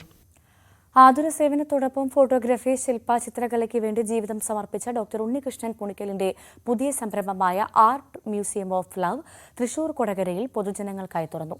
സ്നേഹം എന്ന ആശയത്തെ അടിസ്ഥാനമാക്കിയുള്ള കലാ മ്യൂസിയമാണ് കൊടകരയിൽ ദേശീയപാതയോരത്ത് സ്ഥാപിച്ചത്. മനുഷ്യവികാരങ്ങളിൽ ഏറ്റവും ഉദാത്തമായ സ്നേഹത്തിന്റെ കലാത്മകമായ അവതരണത്തിലൂടെ മനുഷ്യർ തമ്മിലും മനുഷ്യനും പ്രകൃതിയും തമ്മിലുമുള്ള സ്നേഹബന്ധം കൂടുതൽ ആഴത്തിലാക്കുക എന്ന ലക്ഷ്യത്തോടെയാണ് മ്യൂസിയം ആരംഭിച്ചിട്ടുള്ളത്. ഇന്ത്യയിലെ വിവിധ സംസ്ഥാനങ്ങളിൽ നിന്നുള്ള പരമ്പരാഗത കലകൾ മുതൽ വിവിധ ലോകരാജ്യങ്ങളിലെ കലാകാരന്മാർ സൃഷ്ടിച്ച 250ഓളം ചിത്രങ്ങൾ, ശില്പങ്ങൾ, സാഹിത്യകൃതികൾ, വസ്ത്രങ്ങൾ എന്നിവ മ്യൂസിയത്തിലുണ്ട്. സമൂഹത്തിലെ എല്ലാവർക്കും മനസ്സിലാവാവുന്ന രീതിയിൽ, എല്ലാവർക്കും ആസ്വദിക്കാവുന്ന രീതിയിൽ ആണ് ഒരു അന്താരാഷ്ട്ര നിലവാരത്തിൽ ഈ കൊടകരയിലെ ആർട്ട് മ്യൂസിയം ഓഫ് ലവ് എന്ന് പറയുന്ന പേരിൽ തുടങ്ങാൻ പോകുന്നത്. ഇന്ത്യയിൽ ആദ്യമായിട്ടാണ് ഒരു സ്നേഹത്തിന് വേണ്ടി മാത്രമായിട്ടുള്ളൊരു മ്യൂസിയം. ലോകത്തിൽ തന്നെ ഈ സ്നേഹത്തിന് വേണ്ടി മാത്രമായിട്ടുള്ളൊരു കലാ മ്യൂസിയം, ആർട്ട് മ്യൂസിയം വാസ്തവത്തിൽ നിലവിലില്ല. ലോക സംസ്കാരങ്ങളിലെ സ്നേഹദൈവങ്ങൾ, പുരാണങ്ങളിലെ പ്രണയികൾ തുടങ്ങി പഠനാർഹമായ പ്രദർശന വസ്തുക്കളും സമൂഹത്തിലെ എല്ലാവർക്കും ആസ്വാദ്യമാകുന്ന രീതിയിൽ അന്താരാഷ്ട്ര നിലവാരത്തിൽ മ്യൂസിയത്തിൽ പ്രദർശിപ്പിച്ചിട്ടുണ്ട്. പ്രശസ്ത അമേരിക്കൻ ഫോട്ടോഗ്രാഫർ ഹെർബർട്ട് ആഷർമാൻ, വന്യജീവി ഫോട്ടോഗ്രാഫർ സീമ സുരേഷ്, ഡോക്ടർ ഉണ്ണികൃഷ്ണൻ പുളിക്കൽ എന്നിവരുടെ ചിത്രങ്ങളും ഇവിടെയുണ്ട്. ചൊവ്വ മുതൽ ഞായർ വരെയുള്ള ദിവസങ്ങളിൽ രാവിലെ 10 മുതൽ വൈകുന്നേരം 6 വരെ പ്രവേശന പാസ് ഉപയോഗിച്ച് പൊതുജനങ്ങൾക്ക് മ്യൂസിയം കാണാനാകും. തിങ്കളാഴ്ചകളിൽ പ്രവേശനമുണ്ടാകില്ല. ന്യൂസ് 18 തൃശൂർ. പരിസ്ഥിതി സൗഹൃദമെന്ന ആശയത്തിലുള്ള പ്രദർശന വിപണനമേള കൊച്ചിയിൽ തുടങ്ങി. സസ്റ്റൈൻ ഫസ്റ്റ് എന്ന പേരിട്ട പ്രദർശനത്തിൽ 17ലധികം ബ്രാൻഡുകൾ അണിനിരക്കുന്നുണ്ട്. ഹെഡിൽ ഫൗണ്ടേഷൻ ചാരിറ്റബിൾ ട്രസ്റ്റാണ് പ്രദർശനം സംഘടിപ്പിച്ചത്. പ്രകൃതിക്ക് ദോഷമാകാതെ ഉപയോഗിക്കാനും പുനരുപയോഗിക്കാനും പറ്റുന്നവയുടെ പ്രദർശന വിപണനമേളയാണ് സസ്റ്റൈൻ ഫസ്റ്റ്. തുണിത്തരങ്ങൾ, അലങ്കാര വസ്തുക്കൾ തുടങ്ങിയവയെല്ലാം പല വൈവിധ്യങ്ങളിൽ ഇവിടെ ലഭ്യമാകുന്നു. വീടിന്റെ അത്താണികളാകുന്ന സ്ത്രീകൾക്ക് കൂടുതൽ അവസരം നൽകുകയാണ് ഫൗണ്ടേഷന്റെ ലക്ഷ്യം.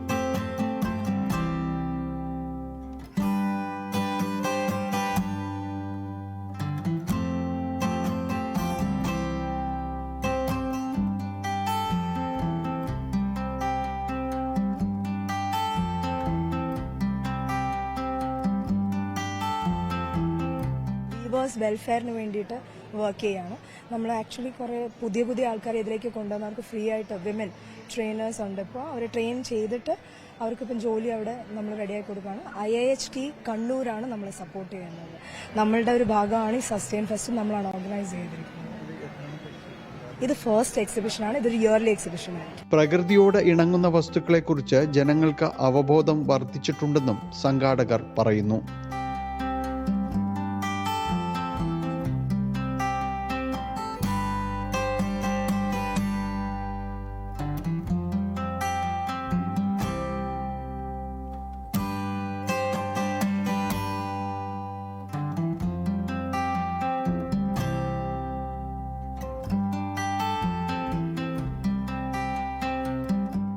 സസ്റ്റെയിൻ ഫെസ്റ്റ് 2024 എന്നുള്ളത് സസ്റ്റൈനബിൾ പ്രോഡക്ട്സിന്, അതായത് ഈക്കോ ഫ്രണ്ട്ലി പ്രോഡക്ട്സിന് വേണ്ടി മാത്രമായിട്ട് നമ്മൾ ചെയ്യുന്ന ഒരു എക്സിബിഷനാണ്. 2 ദിവസമാണ്, അതായത് ജൂലൈ 2021 2 ദിവസമായിട്ടാണ് നമ്മൾ നടത്തുന്നത്. അതിന് നമ്മളൊരു 10-17ഓളം ഈക്കോ ബ്രാൻഡ്സിനെ ഫ്രം എറണാകുളം ആൻഡ് തൃശൂർ നമ്മളിവിടെ കൊണ്ടുവന്നിട്ടുണ്ട്.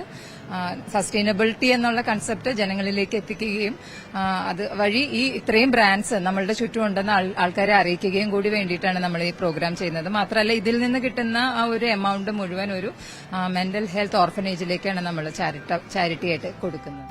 പനമ്പള്ളി നഗർ റോട്ടറി ബാലഭവനിൽ നടക്കുന്ന പ്രദർശനം ഇന്ന് സമാപിക്കും. പ്രദർശന വിപണന മേള വഴി സമാഹരിക്കുന്ന തുക മാനസിക വെല്ലുവിളി നേരിടുന്ന ആളുകളുടെ പുനരധിവാസത്തിനായി കൈമാറുമെന്ന് ഹെഡിൽ ഫൗണ്ടേഷൻ ചാരിറ്റബിൾ ട്രസ്റ്റ് അറിയിച്ചു. ന്യൂസ് 18 കൊച്ചി.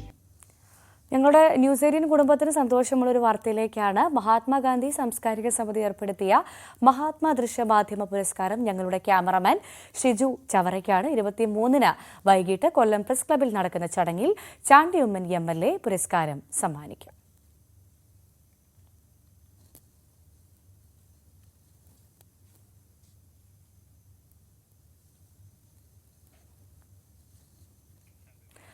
ഷിജു ചവറയ്ക്ക് എന്തായാലും ആശംസകൾ. ഇതോടുകൂടി മോർണിംഗ് വൈബ്സ് പൂർണ്ണമാവുകയാണ്. പ്രേക്ഷകർ എന്തായാലും ന്യൂസ് 18 തുടരുക. നമസ്കാരം.